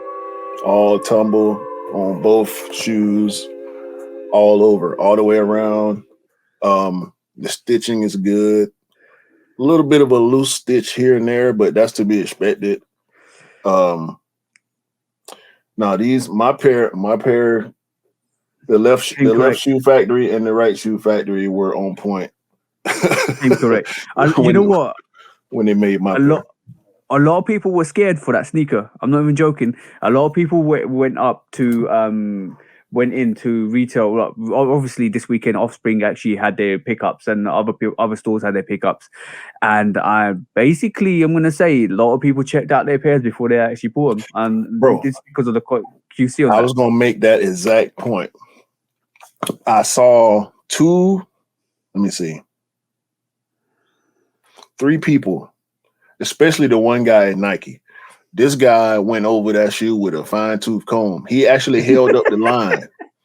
He held up the line for an extra 2 or 3 minutes because he wanted to make sure. But obviously, he's a sneakerhead. Obviously, he has He's seen Instagram. he's seen everything going He's around. he saw. I'm gonna tell you what he saw. He saw what a lot of other people saw, and I'm not gonna show those pictures. I want to show you what Sean. Shout out to S Collard 23 on Instagram. If he has over 100K followers, so I really don't have to say go follow S Collard. But if you never heard of him, go follow S Collard 23, Jordan historian. He said it straight for me because he posted this 1988 black cement and white cement. Bro, look at the difference. Yeah. This is 1988. This is the originally released pairs of black and white cement. Look at the difference in the elephant print on the toe cap. Not even that. Look at the difference of the toe. Look at the shape, difference of the cut. The shape. You know that 1988 black cement 3 looks like the Jordan 4 SBs. Facts. Now, that's one picture. Now we see inconsistencies here. This is 1988. If you look at this white cement, you can see that the elephant print is thinner, not as pronounced. The same thing that a lot of people complaining about, we got in 1988. And it's not the same as the black cement. The black cement elephant print, the materials are cut more. It's a little bit bigger, and the elephant print is more pronounced. Let's go to another one. 1994 white cement, 2001 black cement. Totally different shapes. Yeah. Not even that, bro. Look at the black cement 3 and look at the fire red 3 and look at any other that recent release of the Jordan 3s. The tab doesn't go as high. It kind of is shy of the actual back paneling. There's a lot of differences. There's a lot of differences with, like, even the cut change. Like the Tinker 3s is a bulky sneaker. The Tinker 3 I have is a bulkier sneaker, way bulkier sneaker, than any of the 3s that actually that came out after it or preceded it. But that's because they changed the shape. They're trying to mirror what the OG shapes are. But bro, if the OG shapes were inconsistent, then how are you going to mirror a generic shape? Because you can't. You can't. Exactly. It's the interpretation of an OG, and this is, bro. Ironically, we're always on the same wavelength because I was going to ask you a question, and random question of this podcast is is it an OG or a re-retro, because it's not ever going to be the same. Right. Releases, pairs on releases vary. There is no perfect pair. So can you call a re-retro of a classic colorway an OG? You can call it an OG colorway. That's what I call it. Okay. Now we sometimes in conversation we cut the whole word colorway out and we call it an OG. I'm calling this white cement reimagined an OG. It's a reimagined version of the OG. Now, if you look at this picture, the 94 white cement is very similar in patina to the reimagined. If you look at the cut, look at the collar. I apologize for everybody that's listening. Look at the collar, that very top collar on the back of the shoe. Mm-hmm. The shape is totally different, bro, from the 2001. But people complain about it's not like the 94, or it's not like this year. It's not like the 88. None of them are the same, bro. The specs change, materials change, the machinery change, the people change. It's not going to be the same, bro. Either you like the patterns get lost, or they have to be remanufactured because they're too old to kind of use. A lot of things change. Yeah, I got one more. God. Black cement. This is a pair. Yeah. These shoes were bought together.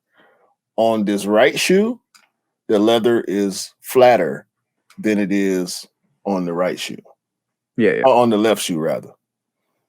So this is a pair. So what we've been seeing recently, people complaining about one shoe being flat and the other being tumble, is nothing new. This is a 2001 pair. It's Bro, nothing new. all I'm gonna say is as soon as you rock it and wear it, it's gonna kind of break down and naturally become what it's gonna become. Both of them look gonna look similar, but every leather cut is never the same. Never, Simple bro. as. Because they are these, for people that don't know how production works. There are these big sheets of leather. For anybody that's ever been to like emporium where they have these hundreds of rolls of carpet and rugs, that's how it is in some of these leather production factories. They have these giant rolls of leather of varying qualities, and the buyers for these brands go out and pick and purchase from batches of leather. In these giant rolls of leather, so many shoes get made. There are imperfections. Leather comes from an animal, right? They come from cow. They come from goat. They come from pigs. You can't. I mean, what do you do? How do you make an animal's skin perfect?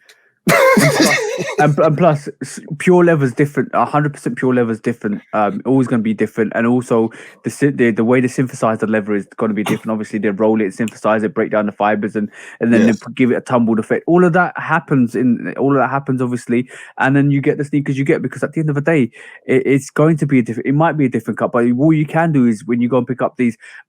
Okay, let's be honest. The quality issues with some of these pairs are horrendous, right? Mm-hmm. Yes. There's the scuff marks and all of that. So we're not talking about that. We're talking about the cut leather, and the elephant print. If you want a good pair, and I'd say even with this, even with the Amma Meunier release, that was all over the place because it was bleeding on the white pairs, everyone left, right, and center.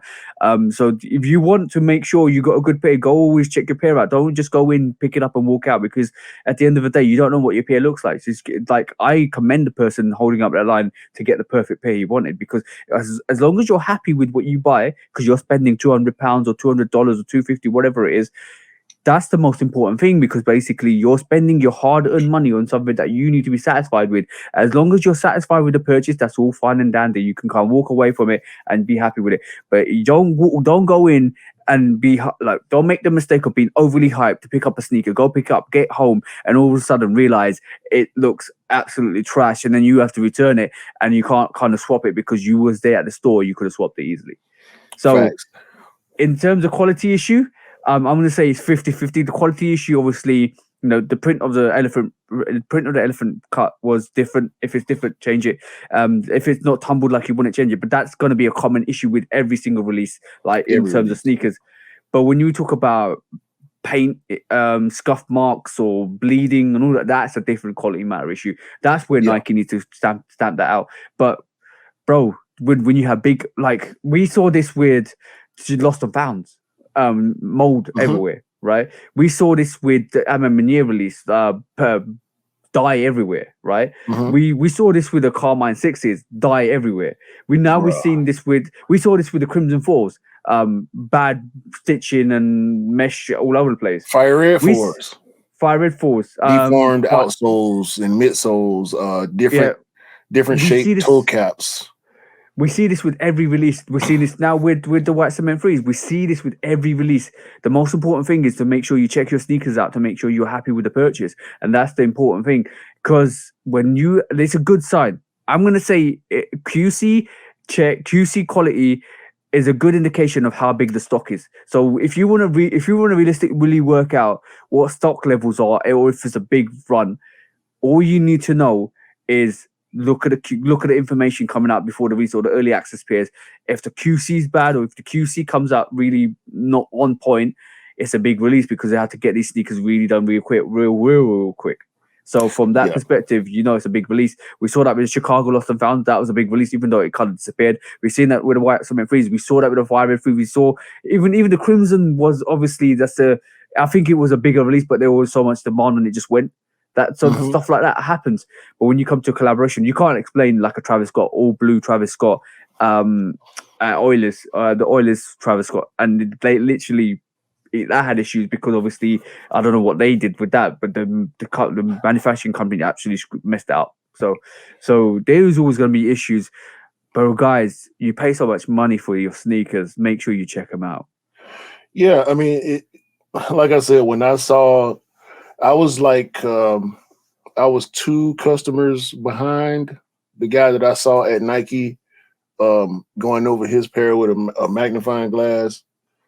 He had his phone in his hand. He was actually showing the Nike employee what he was looking for, Yeah, and I wanted to be frustrated, but I understood where he was coming from.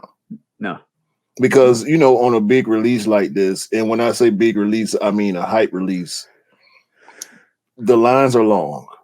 A lot of people, and I'm not vouching for resellers when I say this. A lot of people are picking up multiple pairs. Some people are making assists for friends and family members.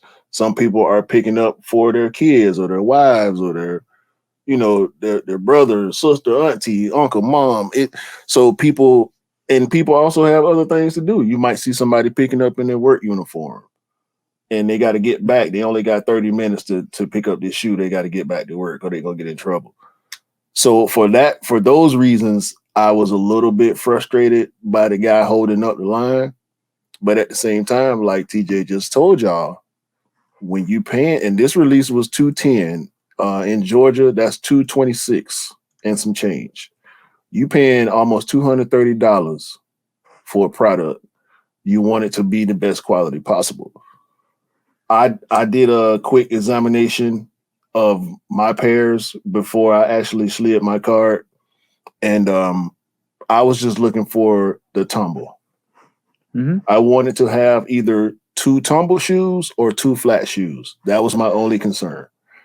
Mm-hmm. The other stuff is concerning, but I understand. I got a lot of pairs.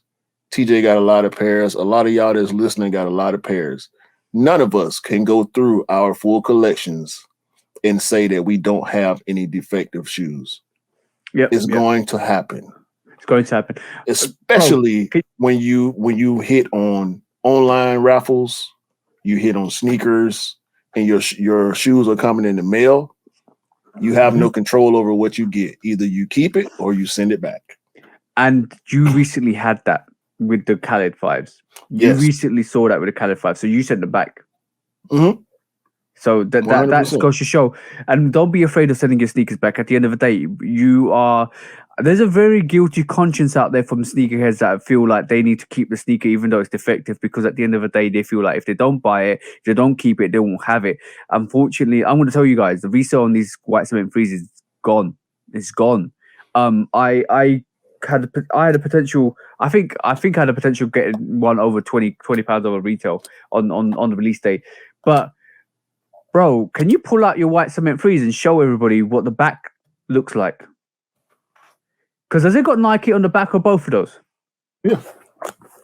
Right. Well, it doesn't have Nike on the back of this, bro. What in the?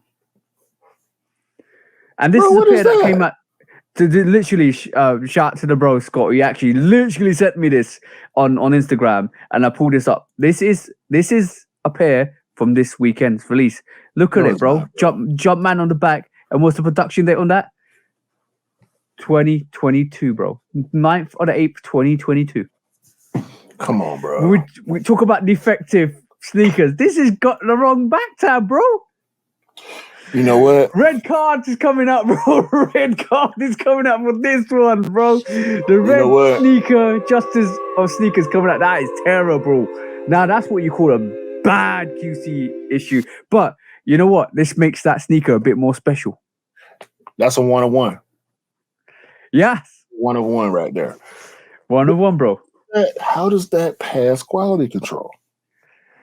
You tell me, bro. You tell me. I don't know. Oh man. One with the Nike and one with the Jump, man. Yeah, yeah, Good Lord. but just like we saw with the gold toes which had the flip side swoosh, upside down swoosh, that was kind of going for crazy numbers. Just like this white cement free, this is the only occasion I would keep that white cement free because it's got Jumpman on the left, Nike on the right, one of one, white cement free, done. It's That's a it's special sneaker. it's just like the camo threes that the guy had that had where Jordan had the boner. You just Like reminded me, bro. you sometimes you gonna get stuff like that, and it's rare that you get major defects like that. But the small defects, bro, the different size animal print or different texture, different thickness on the animal print, or you know, I saw there's the one picture that's going around where one of the guys, the left shoe back tab is a little crooked. Yeah. Bro, I got my Nike ID Air Max ones, same thing. The back tab is a little crooked on the left shoe. So something about that What's left that? shoe factory, bro. What's the Jordan 3 you had where the tongue Desert, sat crooked? the That's desert the elephant. one. You want And me to you, show it to you?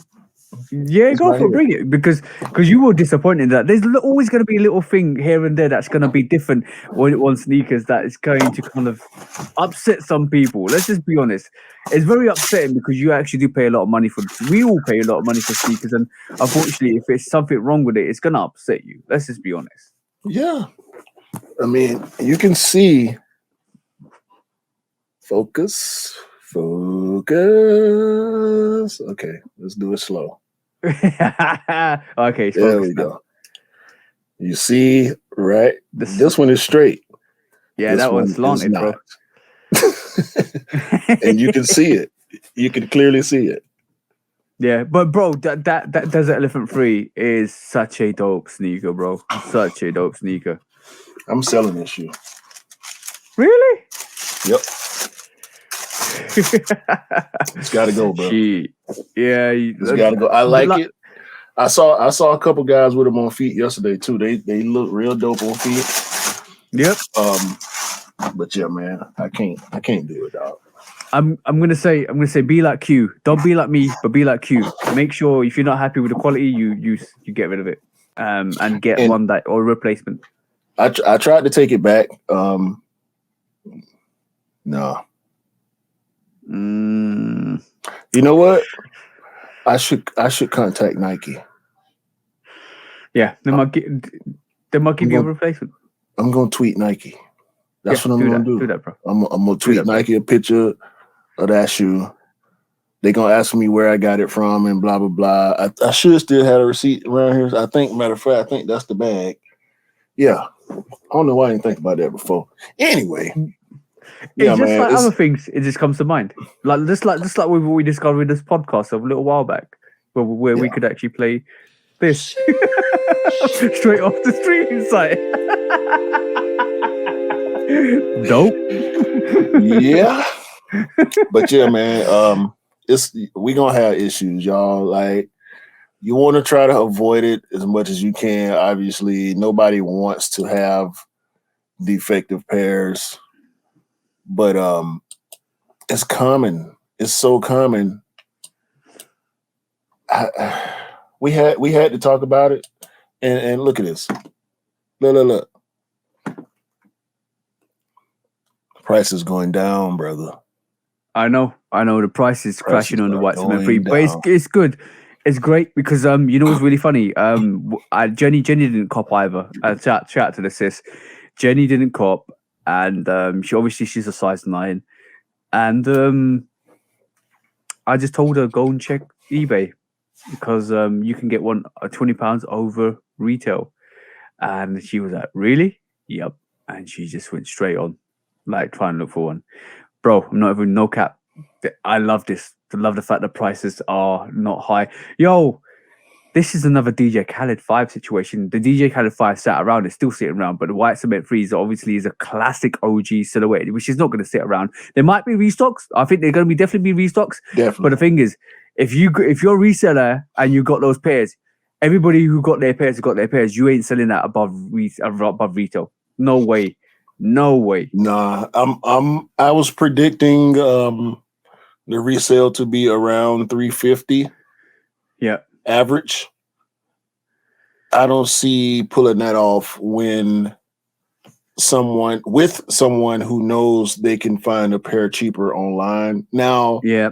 the difference is you will be able to see and receive the pair in person from your local retailer or reseller, and you don't know what you're going to get. You don't know what the quality issues may or may not be from buying resale online.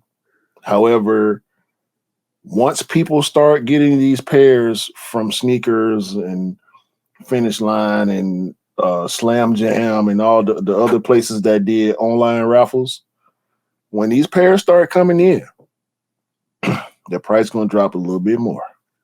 Yep. It always does. It always does. Like 2-3 weeks out, it always drops a bit more. But in the long term, this reminds me of the Black Cement Free. In the long term, it's going to be expensive. Like I'm talking in pounds, it's going to be £350. In long term wise, because it's such a classic colorway.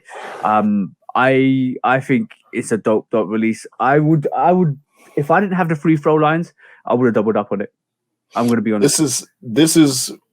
I think this is a situation where we may see the opposite effect of what we normally have with resale, where it may be good to cop early versus waiting until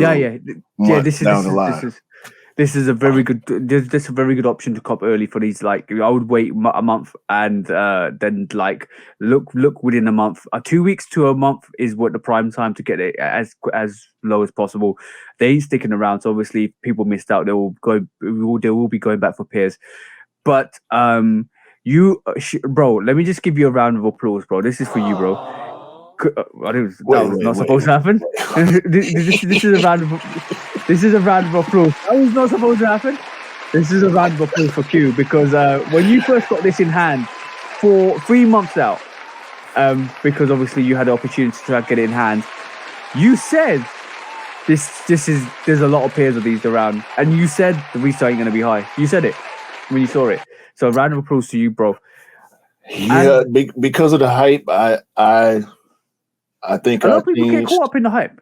A lot of people. No, I end up changing my mind on that early prediction. I imagined that it would be more like the Fire Red 3. I don't think it was quite Fire Red. I think it's somewhere in between Fire Red and Lost and Found at this point. Yep. But obviously those fake stock numbers of 500,000 were not true. A lot of W's out here. A lot.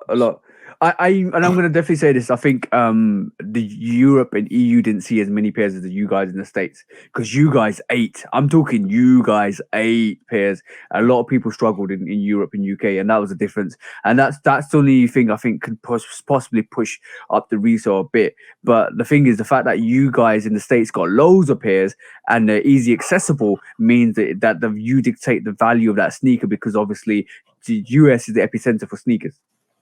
Yo, and also just the decline in the sneaker game as well is contributing to everything that we're seeing right now. Lost and Founds didn't do after release what they were doing pre-release, where people were paying 1,200, 1,000, 600. They floating around 450, 500 right now based on your size.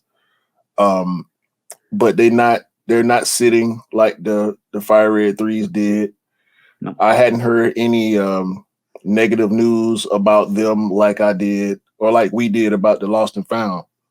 So it's somewhere in the middle, and shout out to everybody that copped to go on feet. Yep. And some of y'all resellers out here, man, it's not a brick. You can't call it a brick. No, it's not going to do the numbers that you wanted to do. You know what? This is the only time where it didn't sit, but resale ain't high. So what do you call it? You can't call it a brick because a brick is regarded as a sneaker that sits in store.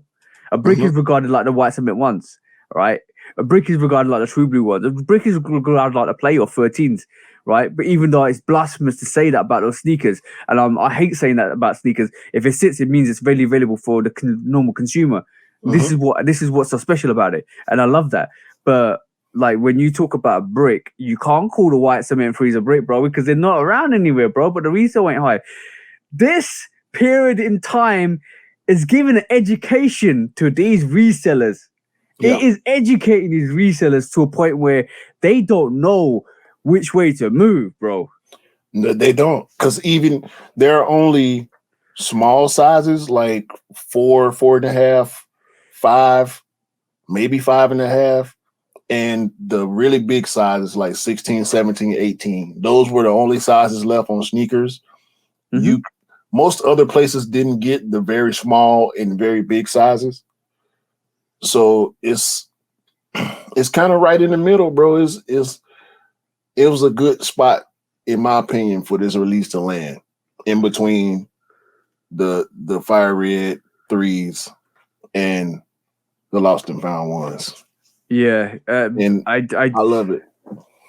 bro, I'm all for sneakers that are readily available for everybody to pick up because, like that's the motto of the game. Is it's the younger sneakerheads been having the opportunity to pick up this classic colorway and this classic sneaker. They might not know the histrionics behind it. It's a normal person that the 503 was such a great sneaker to kind of sit for people, and it was like people could go in the shop, have a look at all of these amazing Jordans, and have a pick and choose of what they want to get, and love to learn and live with it, and not even be worried about the normal consumer is never worried about a hype or a sneaker, but it's like they could just go in and have a look, put it on feet, wear it, like see how it fits, get the right size, and respect it, and love to wear it, and then they might be interested in what the meaning behind the sneaker is, where it came from, what Michael Jordan's done in his pastime, what the last dance is. Oh, I want to watch that. I want to watch this new Air movie. Then you start developing sneakerhead attributions, and Mhm. that's what it's all about, bro. This is how we advance the culture. Yeah, and it's for us. I think the exclusivity not necessarily being there is kind of a down to some sneakerheads, but I the don't care. ability is a up for I all don't the rest care. of us. I don't care. You know what? You know why? I'm gonna call that a cap. The exclusivity is a huge cap. You know Mhm. why? I'm gonna tell you, you know what?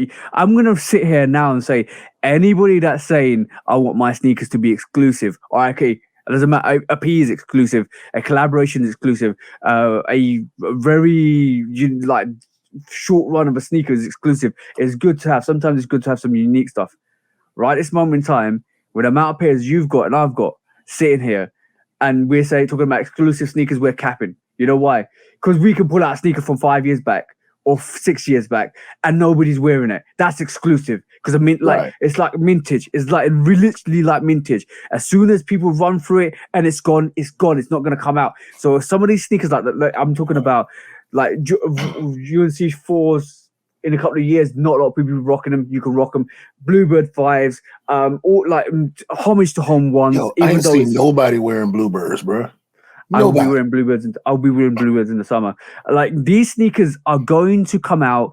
They're going to be run through, and they're never coming out. Some of them names I've just given ain't gonna come out ever again, right? So Bro, when you talk about exclusivity, that's what exclusivity is. Having sneakers from like years ago that you can rock now, and they were easier to get.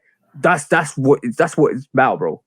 bro, we could pull out 4-year-old bricks, quote unquote bricks, and put it on right now and go outside and people be like, "Oh, what's those?" Oh, it's just Yeah, the Jordan 8 Tinker that bro. sat on the shelf for 7 What months. the fives? What the fives sat right? They didn't sit And over I here. don't. No, they sat in the UK, right? Mhm. And now every time I wear this, what the five? I get old age or famous. What those? Yeah.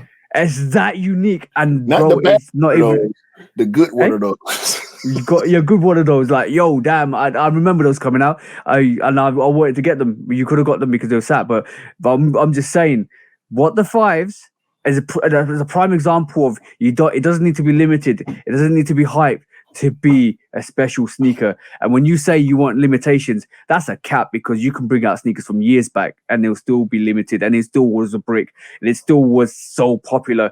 Every time no, bro, who have you seen I know I'm rambling on a bit, but have you seen a Bread 13? Have you seen the Bread 13, right? Mm-hmm.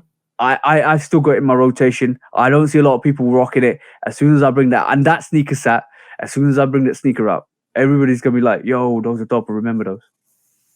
Yeah, I know I got some stuff I look through every now and then, and I say to myself,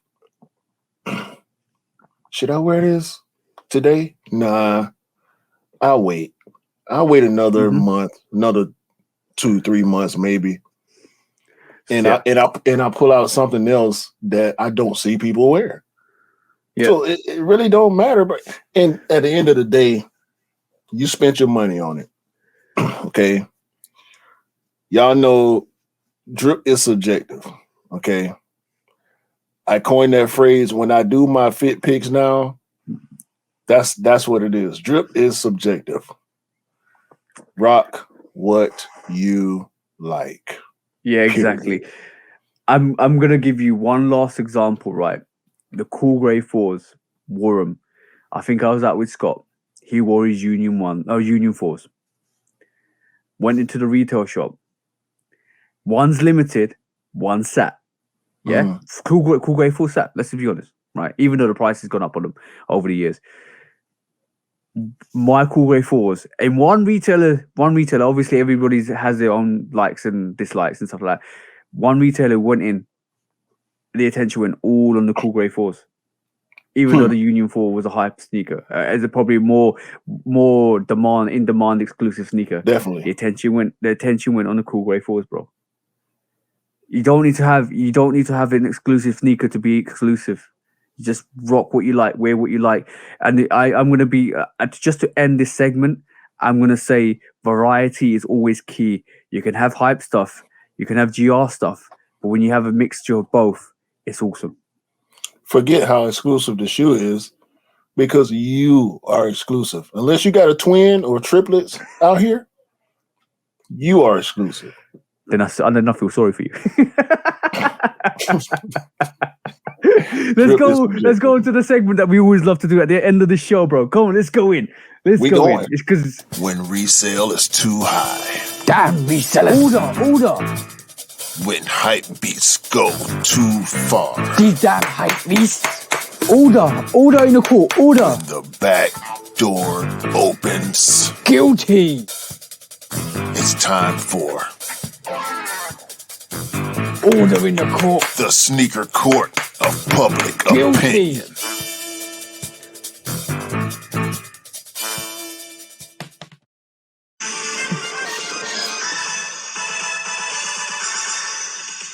Guilty. Welcome back to Sneaker Court of Public Opinion with me, Judge Public Opinion, and Executioner. Today, Executioner is bringing back the Book of Justice, the Shoe Dog Book of Justice.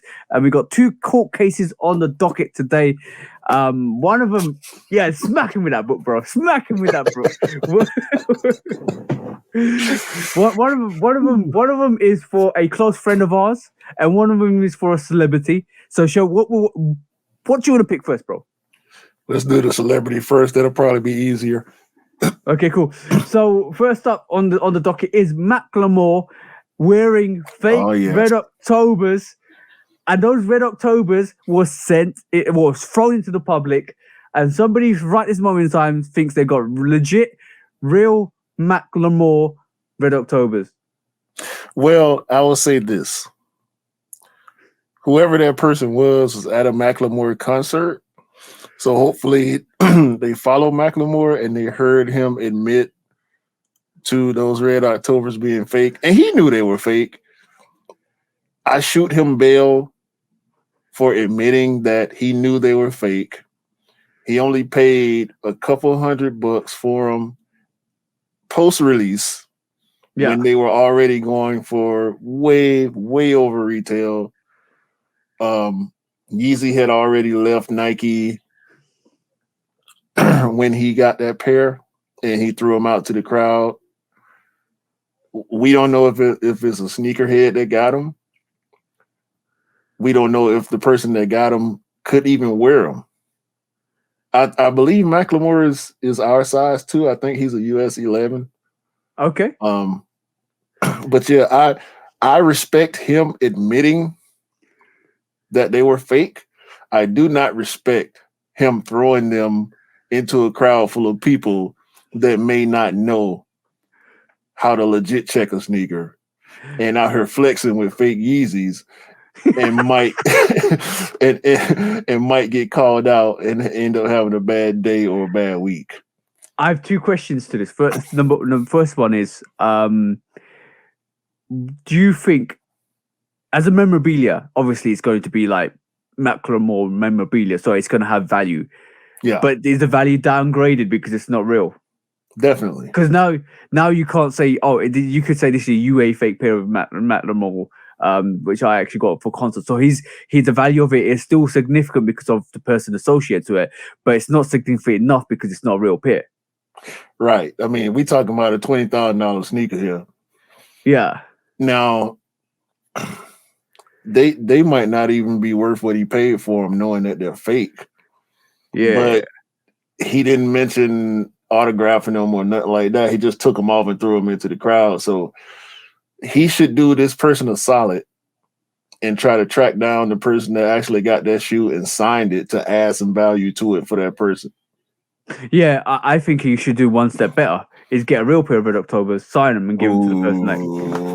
Know about that now. Know about that. Like I said, we talk about a $20,000 sneaker right here. Now you gonna spend 20 racks just to give it away? Would you do that? Well, if I had the money to and I was caught out like this, then I would. Hey, I mean, Macklemore ain't Mr. Beast, okay? Yeah. I'm gonna say this is the equivalent of basically throwing a chain into the crowd and it's fake. Yeah, same thing. Same thing. So basically, that could have been an era where he was stunting, where everything was fake, and basically you fake it till you make it as a premium is what that is called. So apparently, obviously, he was wearing fakes. So on that charge, bro, I'm gonna just say. Macklemore, you're guilty of wearing fake Red Octobers and giving it to a fan without the knowledge of telling them that they were fake. So basically, they think they have a real pair, and obviously now they are crying because they realize that you kind of duped them. You can fake it till you make it, but always be honest on the way. Mac, keep your fake sneakers to yourself, my guy. Now, I watched that episode where he admitted to having the fake Red Octobers, and I gained some love for Macklemore. I didn't hate him before. Like I said last week, I was a bystander. I wasn't a fan of Macklemore. I never listened to any of his albums in full or anything. I don't think I know any of his music, to be honest with you. But I heard a couple of tunes myself. Heard a couple of tunes myself. Yeah, I know he can rap. I know he's a good rapper. But yeah, bro. Shout out for admitting that they were fake. Yep. A bad move, even throwing fake shoes out in the crowd. Man. That's I'm gonna say just to end that court case of the docket, do the right thing, get the right sneaker, sign it, give it to the right person that's got them, and if you do that, you all is forgiven. That's the charge for today on that case.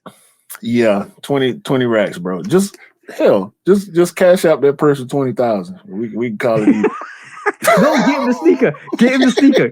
Because look, I'm gonna be honest. Macklemore's probably got contacts. He probably can get it probably cheaper than what we can. He can't no more. He lost his Nike plug because he took a meeting with Adidas. Yes, that's all. That was another admission that he made on that interview. He was plugged. He's still plugged in with Reggie at Nike. If you don't know Reggie, just search Reggie and Nike. You'll figure it out. this guy did not have a Jordan deal, but he had a Jordan plug, a Nike plug, and he was getting boxes and boxes and boxes of stuff until he took a meeting with Adidas because he loves shell toes as well. So he took the meeting. Nike found out that he took the meeting, and no more boxes for you, sir. Oh, talk about fumbling the bag, bro. Big fumble. Big fumble. Bro, if you wanted shelter, just wear some Cortezes. Facts. That's what I would do. Next court case today is for one of the bros. I'm going to bring forward MARCEL. So we should have invited Mars on just for this court case. He's probably watching this. MARCEL, sorry I have to do this. I know you're crying at this moment in time. I know you're hurt because you never caught the white cement freeze. But talk about fumbling the bag. Talk about sleeping on the job. Talk about silence of sleep and missing I the know EA. what you're talking about. Yeah. No. Bro, you know the EA was coming out. You should have been more aware. I feel sorry for you. I really do. I really, really do, bro. I'm really sorry for you. But the resale isn't too high, so you can cop, which is great. But I really do feel sorry for you. But you really slept on the job, bro. You had one job to do, and you messed it up. And he didn't. He got the exclusive access. 2 hours later, it was gone, and then he didn't cop on the weekend. That's a horrible weekend. I don't want to give MARCEL the guilty charge for sleeping on the job, but you slept on the job, bro. You actually slept on the job. I'm sorry for you, bro. I really am. I'm not taking a piss. I'm just literally saying I'm too sorry for you, bro. We'll give Mars a sneaker citation on this.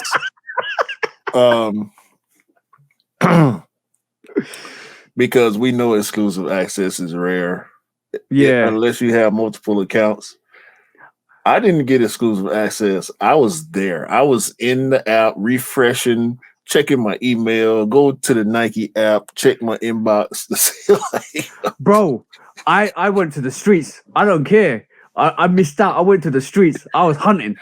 When the exclusive access came, even though I knew I didn't get exclusive access, I was still going to make sure that I didn't get exclusive access. I had to reassure the L on the exclusive access, so just to make sure I didn't miss out. Yeah, I don't want to give him this. I really don't want to sit here and say this. I don't want to dig it into him. No, I don't want to. But bro. It's a citation. You only had one job, bro. You only had one job. One. Yo, the Eminem song, one take, one shot, bro. You only had one job, bro. Mars. I feel sorry for you, bro. Mars. Sneaker Casual DM. I'm gonna call you by your Instagram. Mr. Sneaker Casual DM. You blew it, bro.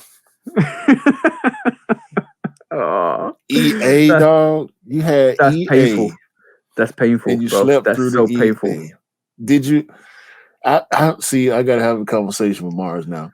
Did he know when the EA was coming? Do you have Twitter, Mars? Do you follow the appropriate accounts to let you know? He knew, bro. He knew because I dropped it. I kind of said it on the live, I think, as well. EA's coming tomorrow. He saw it, but he slept through it. This is why I'm bringing him to court, bro. And this is why I'm bringing him to court. When you get EA, they notify you the day before that you have EA. No.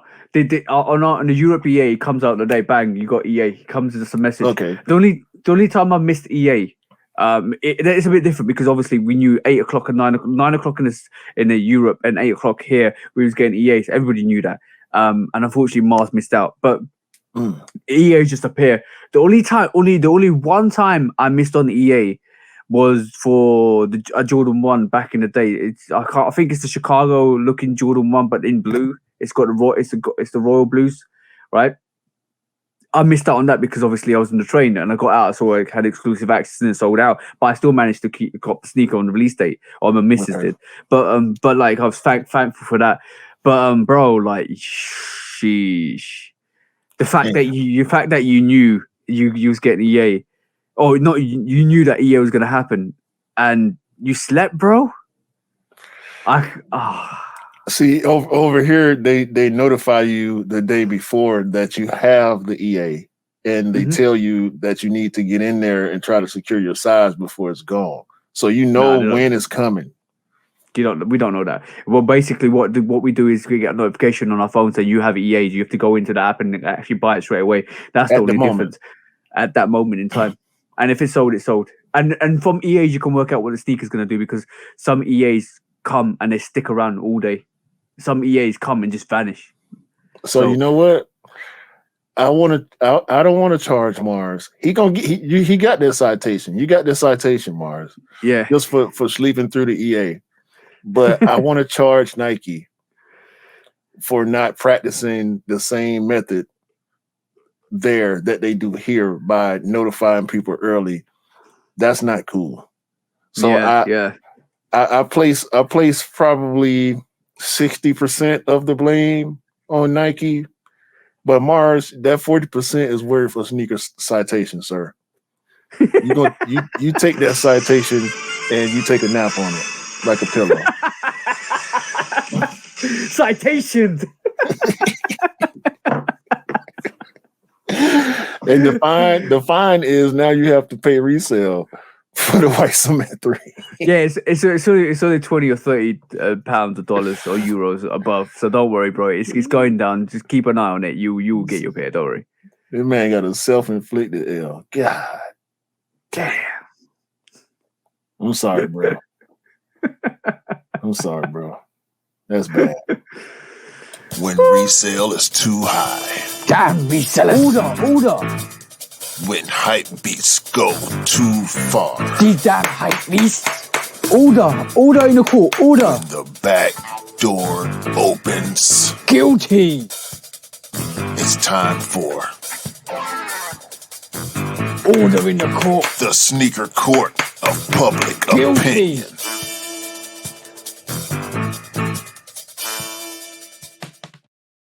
Hey. Yo, charging. I wouldn't charge somebody for missing a shock drop, because you may not see that coming as easily as you can see an exclusive access that's been given to you over here. But the way they do it over there, by just dropping the exclusive access and you don't know until the moment that it happens, that's not fair. It's not fair, but due to Twitter, due to Instagram, due to the cook groups, they all know, bro. On Wednesday, we knew that the back end of Sneakers App had loaded the EA for the White 7.3s. On Thursday, we knew it was coming out on that. Was it Friday they gave it EA, or whatever date it was? We knew the EA was getting dropped in that morning. Everybody was checking the app in the morning, except for little old Marcel, who was sleeping. Listen, man, bro, we're not taking the piss. We're not taking the piss. It's hurtful. I know it's hurtful, but yeah, it is what it is. Bro. Just a little bit of a troll for you there, Mars. I didn't make the commercial for you, bro. Bro, I'm gonna say one thing though for sure. Marcel is fed up of Nike and sneakers at the moment. He said he might give up on Nike. He's a casual guy anyway, so I'm pretty sure he gets just as much enjoyment out of his Sambas and his campuses and stuff that he gets out of some of the Jordans that he copped to. Yeah, don't give up, Marcel. Definitely, there's more sneakers coming. Like there's more dope sneakers coming as well. So just keep with it. You definitely get pairs. You definitely get pairs. But it's always good to give a dig to the bros when they mess up, and like we kind of, it's called banter. Let's just say it's banter. Yeah, and we are. There are enough of us in our group, our immediate group, to we are kind of our own cook group in a way, because we pass information to each other and whatnot. But I ain't got none else. I ain't got nothing else to say. Got nothing else to say. On that note, bro, you want to call it, bro? Yeah, man. Episode 58. Shoot Dog Podcast. We here, man. Oh, by the way, if y'all out there hating, it's not gonna work. Okay. Y'all have a good day. Great month, week, month, year. Shout out to the bros. Appreciate y'all tuning in. Shoot Dog Podcast, episode 58 for TJ, for myself. We out of here, man. Peace. Peace out. Peace. Yeah.